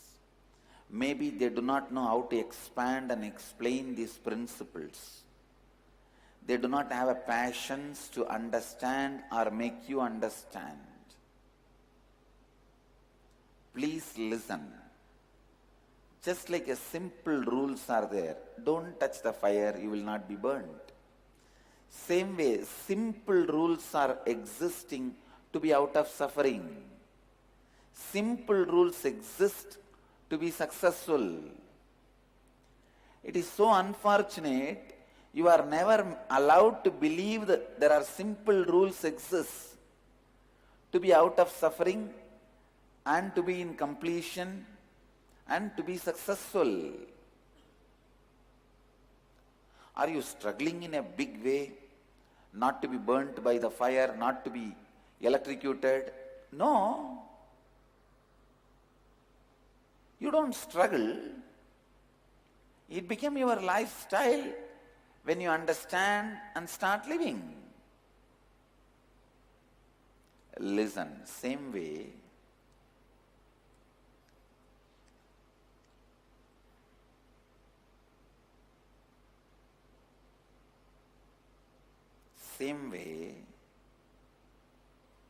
there are simple rules to make what you want as a reality, to make your life as you want, to be successful in the life. It is so unfortunate. Neither we have been told it is possible, nor we try to make it possible. So we continue to suffer and we think, all this knowledge, all these ideas, not for me. I am an ordinary housewife, I am an ordinary man, householder. How will I be able to understand all these things? Can you say, I am an ordinary electrician, how can I understand about electricity? It's okay, let me be electrocuted. No. I am an ordinary housewife, I just cook every day. How do I know about anything about fire? Let me get burnt. You can't say. When you are about to cook, you learn the rules to handle fire. When you are about to become electrician, you learn the rules of electricity. Better learn to make your reality before you enter your life.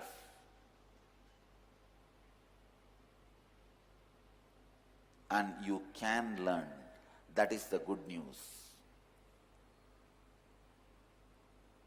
It is not as difficult as it was told to you. That is the good news.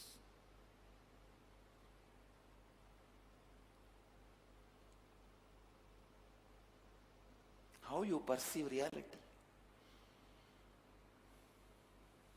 Reality is nothing but your alliance with the real. First line, first tattva you need to know is, whatever you experience as reality is only possibility. Please listen.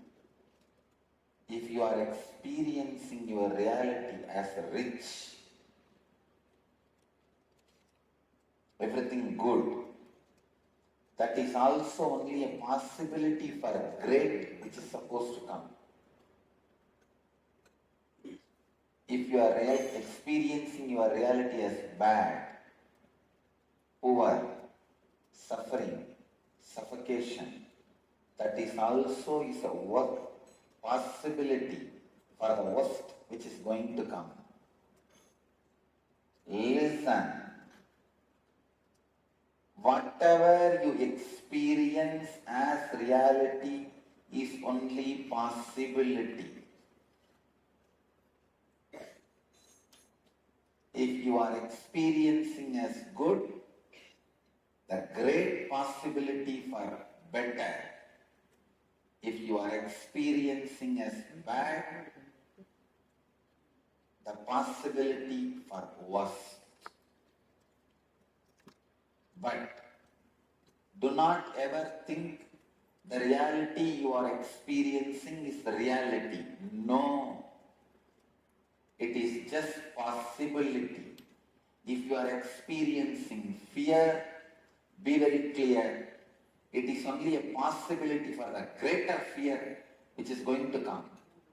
If you are experiencing courage, be very clear. It is only the possibility for the greater courage which is going to come. Everything you experience as reality is just possibility. As you are only a possibility, not yet become reality. What you experience is also only a possibility, not yet become reality. Till you realize your reality, anything you experience is not reality.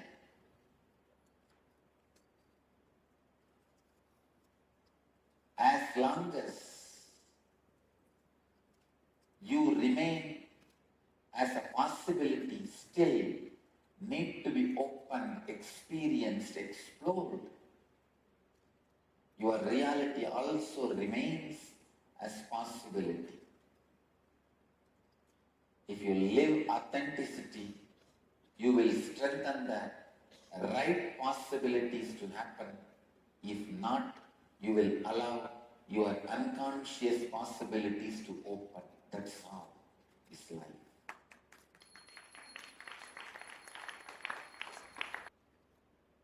One of the biggest mistakes you do in your life is you think you are still a possibility, but your life is a reality.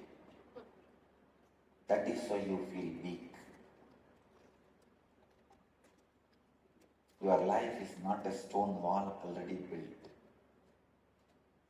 It is a wax model getting ready. The reality you experience is not a stone wall already built. It is only wax model getting ready.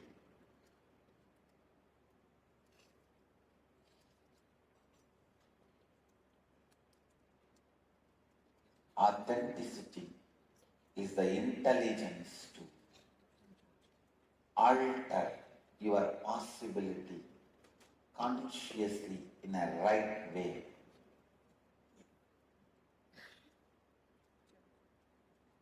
Listen, authenticity is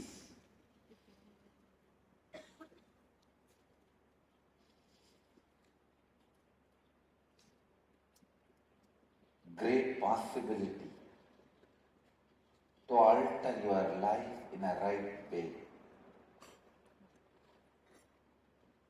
Let me expand on authenticity. Authenticity means the state where you are established in the peak of your capability, your possibility, and you respond to life from who you perceive yourself to be. The inner image and peak in the outer image, and establishing yourself in peak in others' image about you. Listen. Whatever you perceive about you is only a possibility. If you think you are a Swami, good person, nice person, even that is only a possibility for the greater saint to happen. If you think you are filled with jealousy, dirt, junk,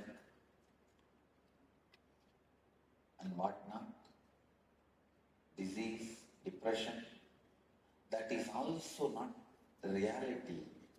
It is a possibility for greater disease, greater depression, greater disorders to happen.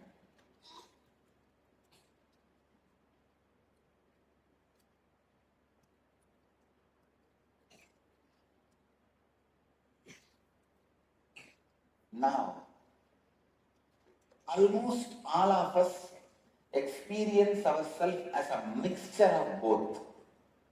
How many of you cognize what I am saying? You experience yourself as a mixture of both. Little health and little disease. little goodness, little badness, little joy and little depression, little reconciliation and little fight, and little wealth and little poverty. So you are a possibility for any extreme.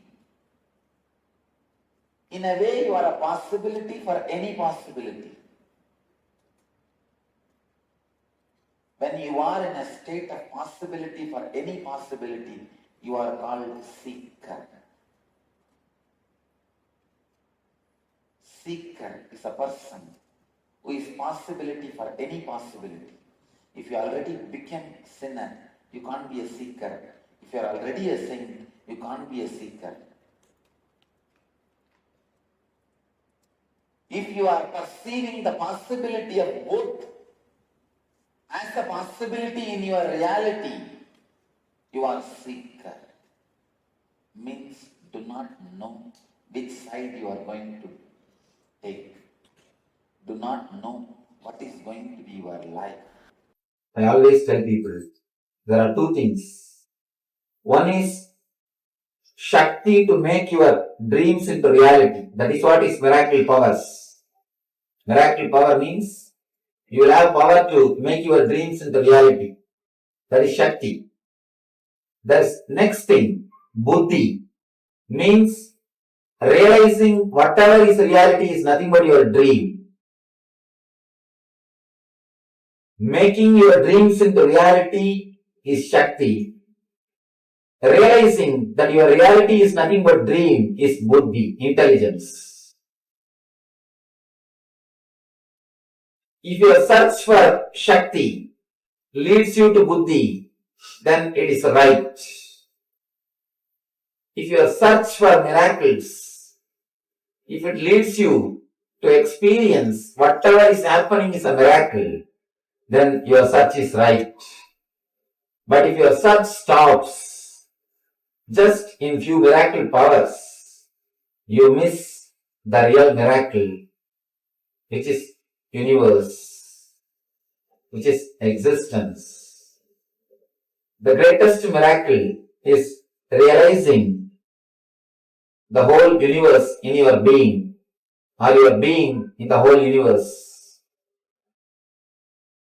When you travel in your search of the miracles, when you start in your path, step by step you come upon few miracle powers. If your energy is getting solidified, in the second step you get the power of intuition. Intuition means seeing the things before it happens. People ask me, Swamiji, how can we see the things before it happens? It is just against the logic. It is just against the logic. How can we see before things happen? It is not against the logic. Because whatever you think as past or future is nothing but the projection of present. Now there's a new thing that is going on among the physics scientists. The new talk, parallel universe. If black hole happens in some place, in some other corner of the universe, Big Bang happens. Big Bang and black hole, they continuously happen parallelly. Continuously somewhere black hole is happening. And the parallel side of the universe, the other side, same way Big Bang is happening. If the Big Bangs are happening, black holes are happening. When you don't know the connection, you think it is a two independent incident. If you understand the connection, you will understand it is not two separate incidences. It is just cause and effect, that's all. They say even a single atom cannot move without creating effect in the other side of the universe. If an atom moves in a place, the other side, parallelly, another atom moves. If you understand this parallel universe theory, you will be able to understand your future and past are not two independent things. They are just deeply related with the present. Understand the time as a shaft. Actually, time is a shaft. One side is past incidences. Other side is future incidences. Center present. You never touch the time shaft actually. You are always pulled in the past or by the future. You always live in the past or live in the future. You never touch the present moment. Present moment is the time through which you can touch this time shaft. Eternity is past, present and future. All the three is eternity. But you can touch the eternity only in the present moment. If you are in the present moment, only then you can touch the eternity. If you touch the eternity, you can understand the past and future are not different from present. They are just extensions of present. From the past moment, this moment is taking birth. From this moment, next moment is taking birth. If you have the glimpse at least once of the present moment, if you live even for one moment in the present moment, you will have a clear glimpse, clear idea about the future.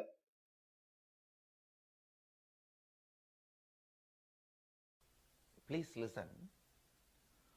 Only when you complete with all the hatred you carry with the outer world, you wake up to the reality. It is nothing but all the hatred you have towards the outer world is the extension of the hatred you carry inside. The hatred towards you. If you are, for example, if you hate Easterners or Westerners, only if you complete and completed that hatred, you will understand it is nothing but one part of you you are hating, you are projecting it on others. I am not talking it as a philosophy. I am talking this as everyday strategy planning. The day-to-day strategies for your life. Day-to-day strategies for your life. The first thing,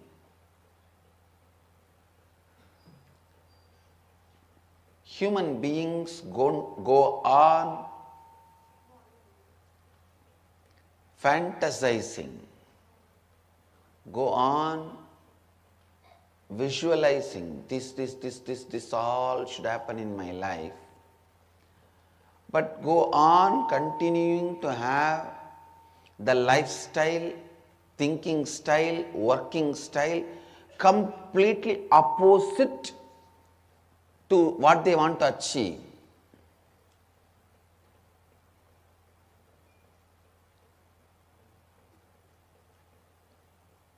Listen. Want to have some things as a reality in the life, but working completely in the opposite direction. The thinking style, working style, everything completely in the opposite direction. This is what I call vasana.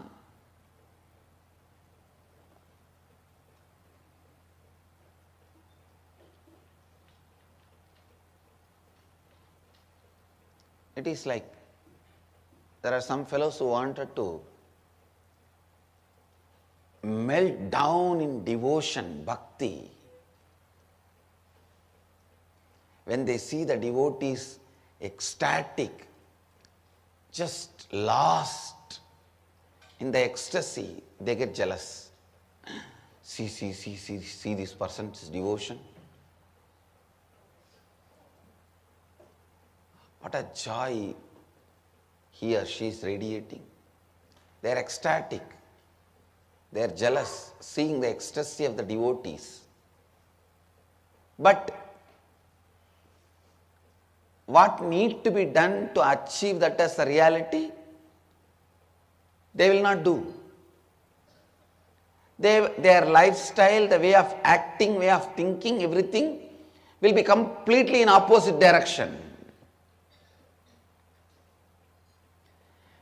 Same way in the world, they will see the successful CEOs sitting in a rotating chair,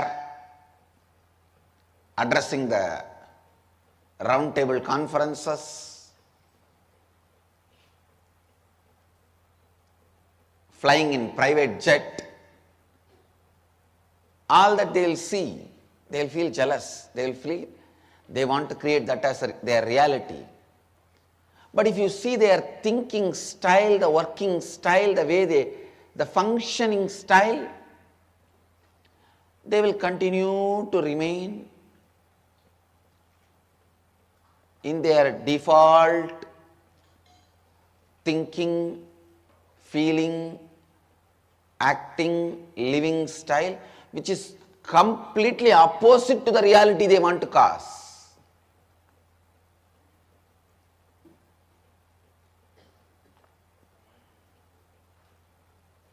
This is what I call vasana. Please understand.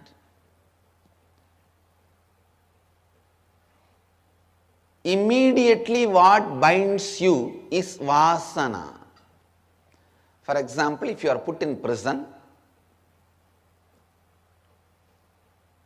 police, judiciary, prison authorities, all of them only largely bind you.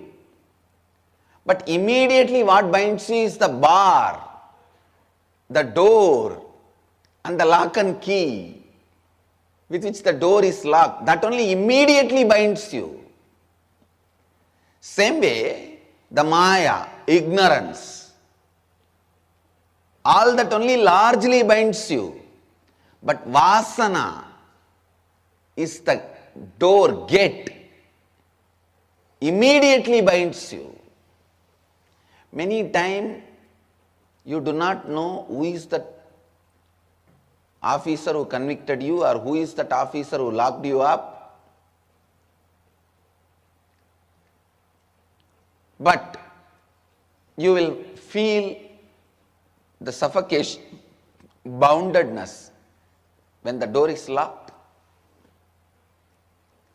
Just like the door is the immediate bondage you experience. In the life, vasana is the immediate bondage. Understand?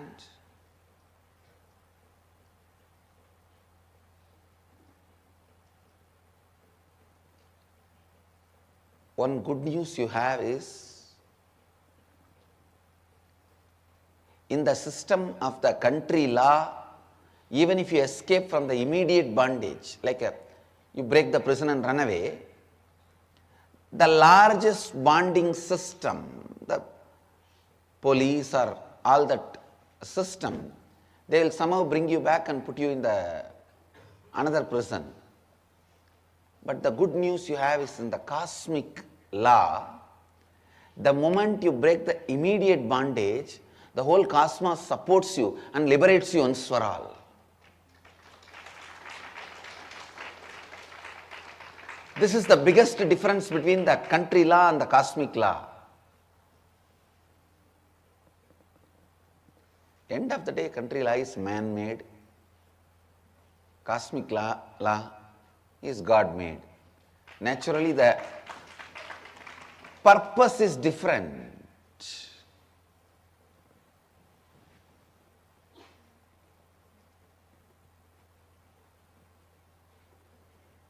Understand?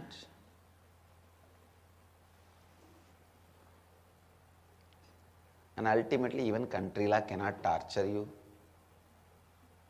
when God wants to protect you.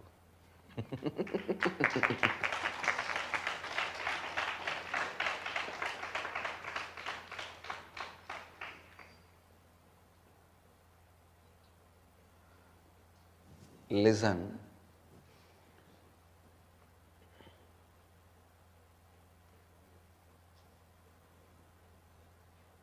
God has a space even in the hearts of the people who execute country law. So he knows. 2 cards. He got immediately 2 cards. Next, if I get 2-3 ladies to press my feet and serve me, it will be really grand. Immediately he saw 2-3 young women serving him. Suddenly he thought, what is this? Whatever I am thinking is becoming a reality. If a tiger comes and kills me, what will happen? Next moment, tiger appeared and killed him. See, at least you would have been alive if he has not went and slept under the tree. If you would have been outside, at least you would have been alive. You wouldn't have died. When you come to this chakra, it creates so much of energy in you. There is one danger. It's almost like going near the fire. If you know the right technique, you can use the fire for cooking, for heating your body and everything. But if you just misbehave with it, what it does? It just burns you like electricity. If you work properly with it, you will get all benefits. The moment you misbehave, you are finished. So this chakra is like electricity. This chakra is like a fire. This chakra is equally powerful like the tree. Meditate on this chakra, you will get the same power. Okay? Actually, this chakra is just like the Kalpavruksha. Whatever you think, the thought will get the power. One thing you should understand, I want you to understand. If the number of thoughts are more, the intensity will be less. If the quantity is more, quality will be less. If the quantity is less, naturally, the quality will be more. When this chakra is awakened, that is what happens. The quality is increased, quantity is reduced.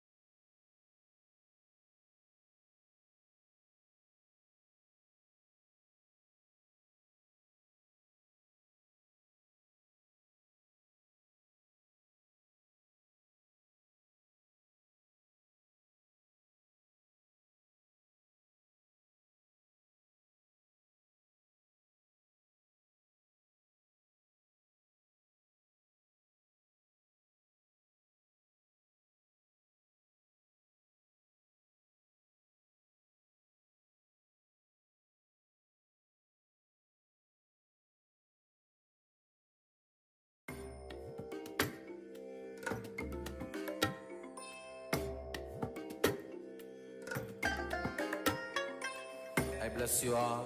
Let you all open all your 3 eyes and manifest the powers of Mahasadashiva. Om Nithyananda Paramashivoham. Om Nithyananda Paramashivoham. Om Nithyananda Paramashivoham. Om Nithyananda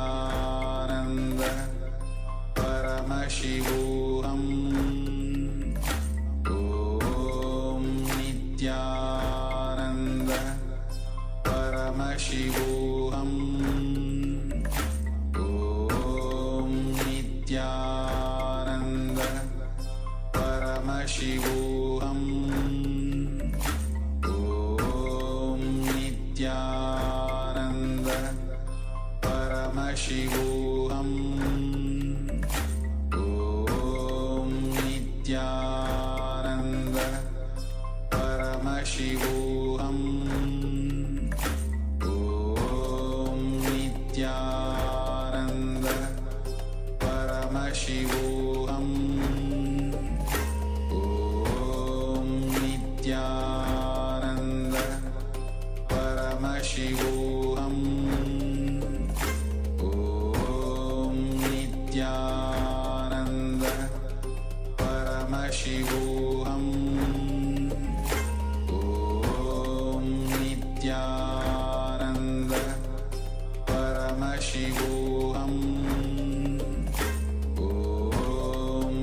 Nithyananda Paramashivoham Om Nithyananda Paramashivoham Om Nithyananda Paramashivoham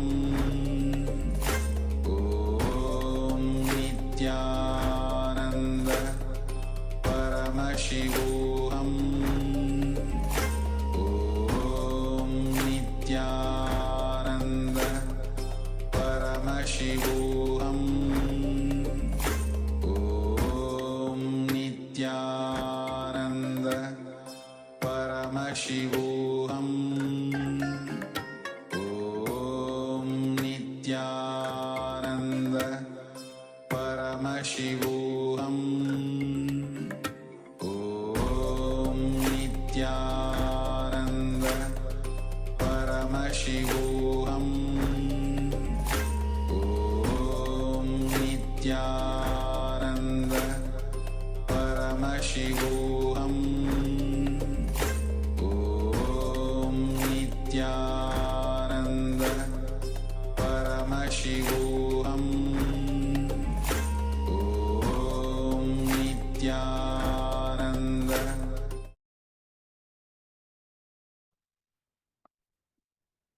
Yes. Please welcome. Please come back to your question. After this beautiful discourse from Supreme Point of HINDUISM, now we'll enter into the small meditation. It is going to infuse prana in our body. It's going to be a third eye meditation. So let's get ready. I request all the participants to switch on your video camera and be available and participate in this meditation. John Horn, Lisiama, yeah, and Ma Ananda Guru Rupinima, and Shobana Saksenama, and Evin, can you please switch on your video and be available? Yeah, it's a beautiful third eye meditation.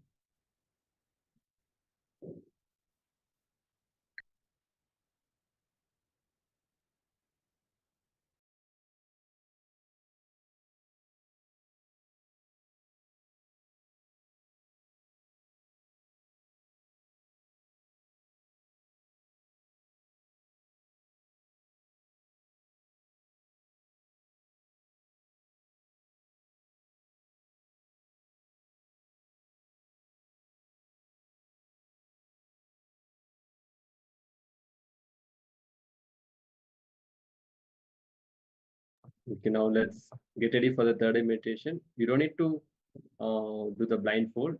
Just keep your restful awareness between your eyebrows on the third eye and chant the Mahavakya. So I request all the participants to sit in a comfortable posture with the head, neck, and spine in a straight line. Close your eyes and keep the restful awareness between your eyebrows on the third eye.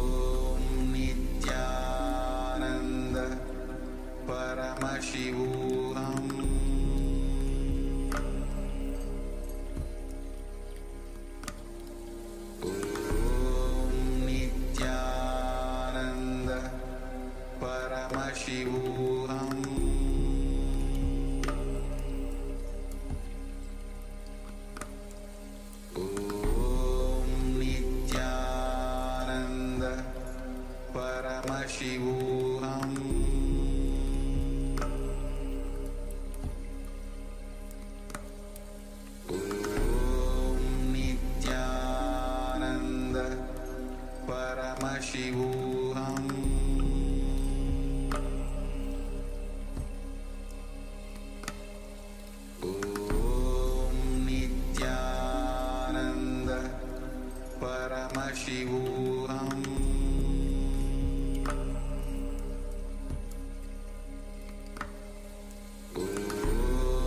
Nithyananda Paramashivoham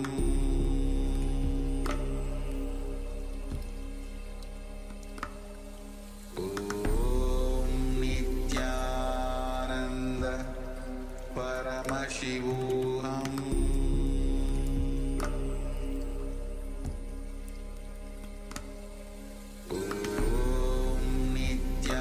Nithyananda Paramashivoham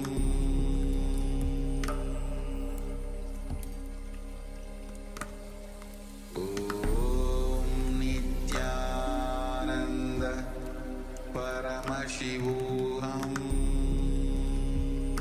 Nithyananda Paramashivoham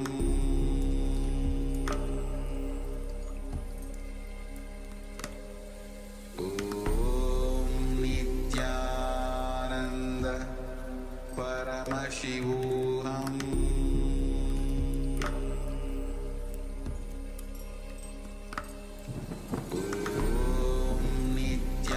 Nithyananda Paramashivoham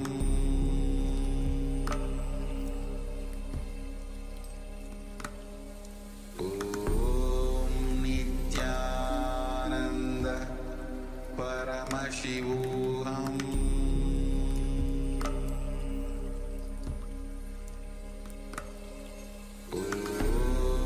Nithyananda Paramashivoham Nithyananda Paramashivoham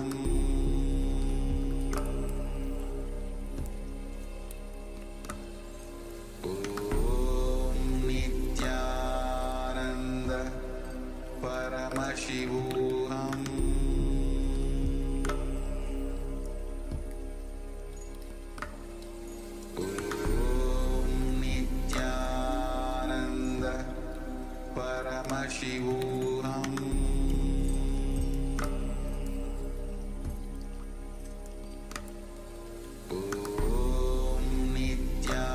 Nithyananda Paramashivoham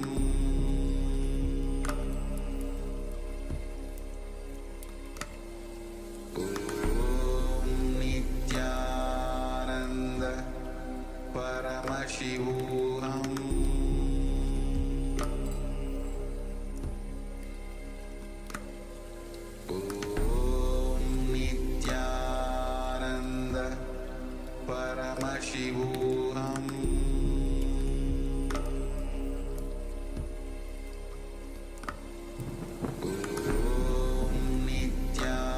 Nithyananda Paramashivoham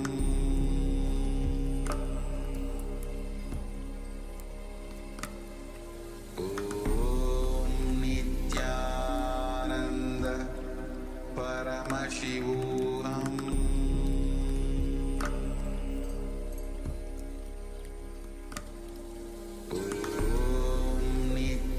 Nithyananda Paramashivoham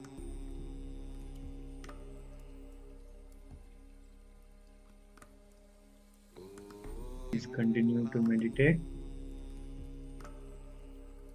Don't get distracted. Or don't fall into unconscious.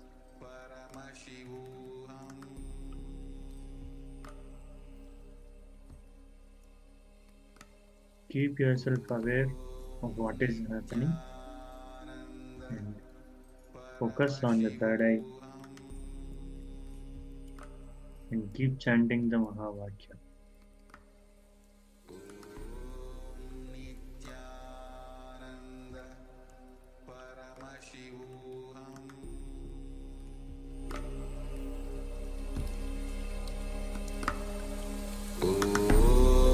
Nithyananda Paramashivoham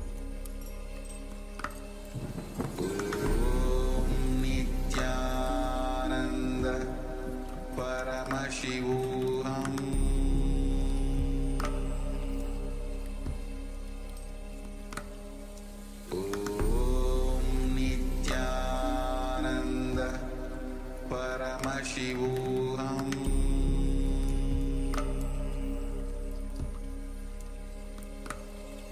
Om Nithyananda Paramashivoham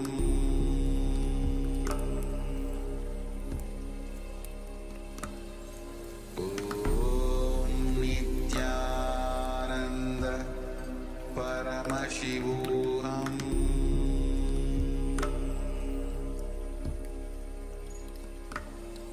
Om Nithyananda Paramashivoham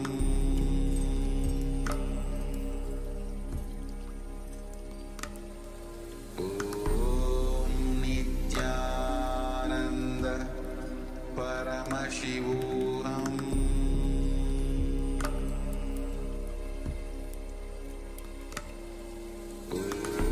Om Nithyananda Paramashivoham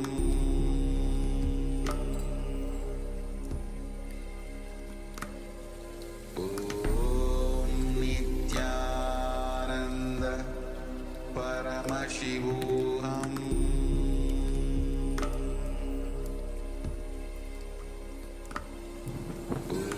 Om Nithyananda Paramashivoham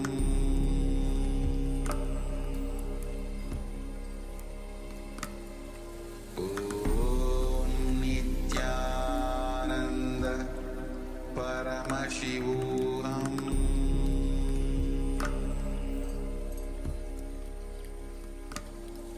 Om Nithyananda Paramashivoham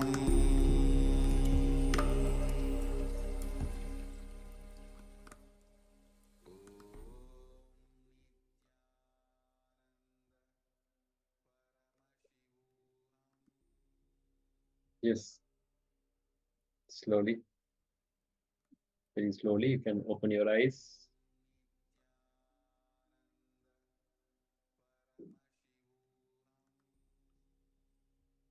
Now, with this space of oneness, with this third eye meditation, we'll enter into the power manifestation. This is going to be the power of third eye. You are going to manifest the power of decreasing the temperature of your partner's body. Please go ahead and select your partner. If you have a partner who is there physically, then that's good. If you don't have a partner, you can select the partner remotely. You can ask any of the Zoom participants also to be a partner for you for this power manifestation. Let's take a moment and get the partner.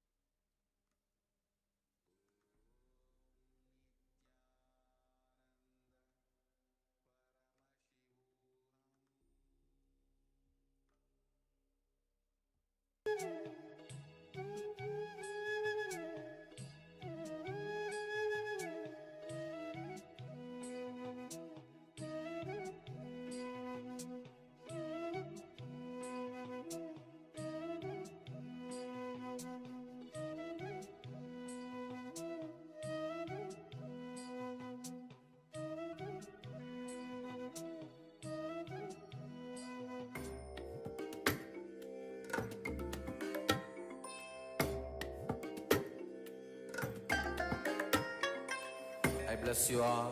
Let you all open all your three eyes and manifest the powers of Mahasadashiva. Om Nithyananda Paramashivoham Om Nithyananda Paramashivoham Om Nithyananda Paramashivoham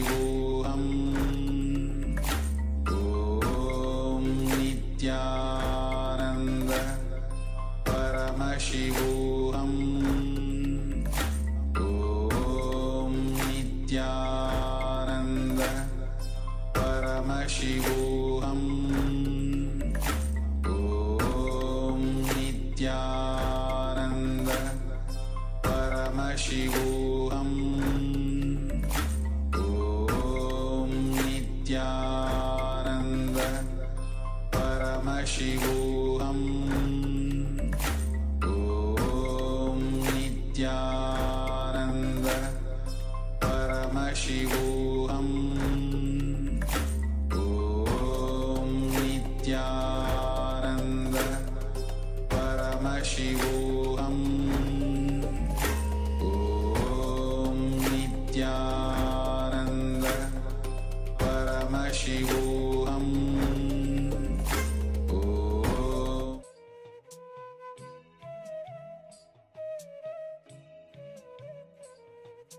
Yes, I hope everyone has found your partner. Nithyananda Ma Shukrindrana Ma.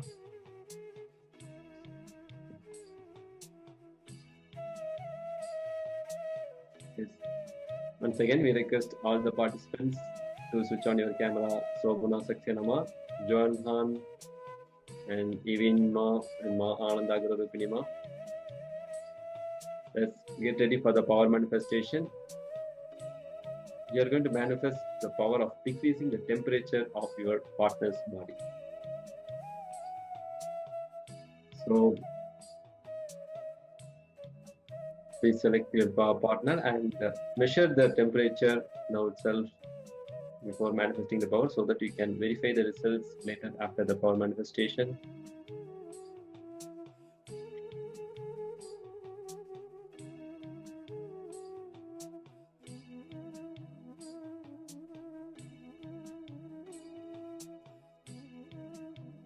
Okay, now let's get ready for the power manifestation. Please be seated with your head, neck, and spine in a straight line.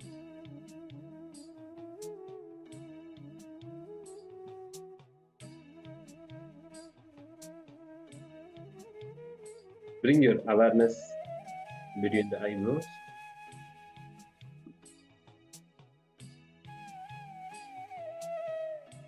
Visualize the supreme point of view, Bhagavan Sri Nithyananda Paramashivoham, in your third eye.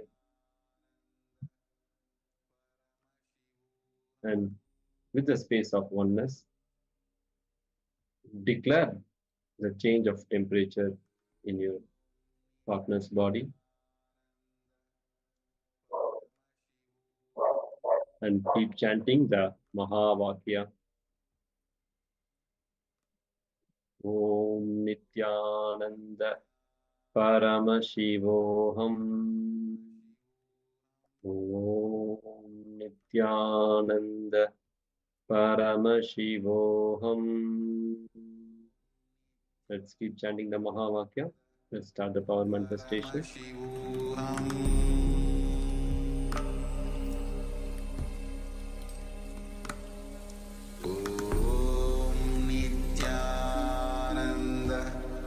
Paramashivoham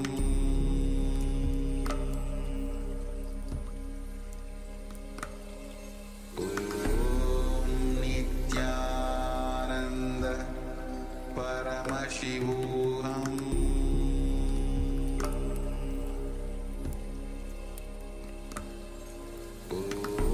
Om Nithyananda Paramashivoham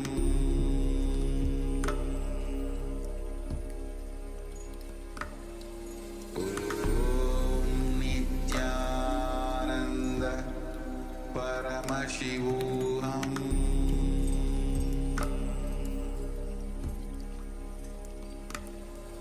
Om Nithyananda Paramashivoham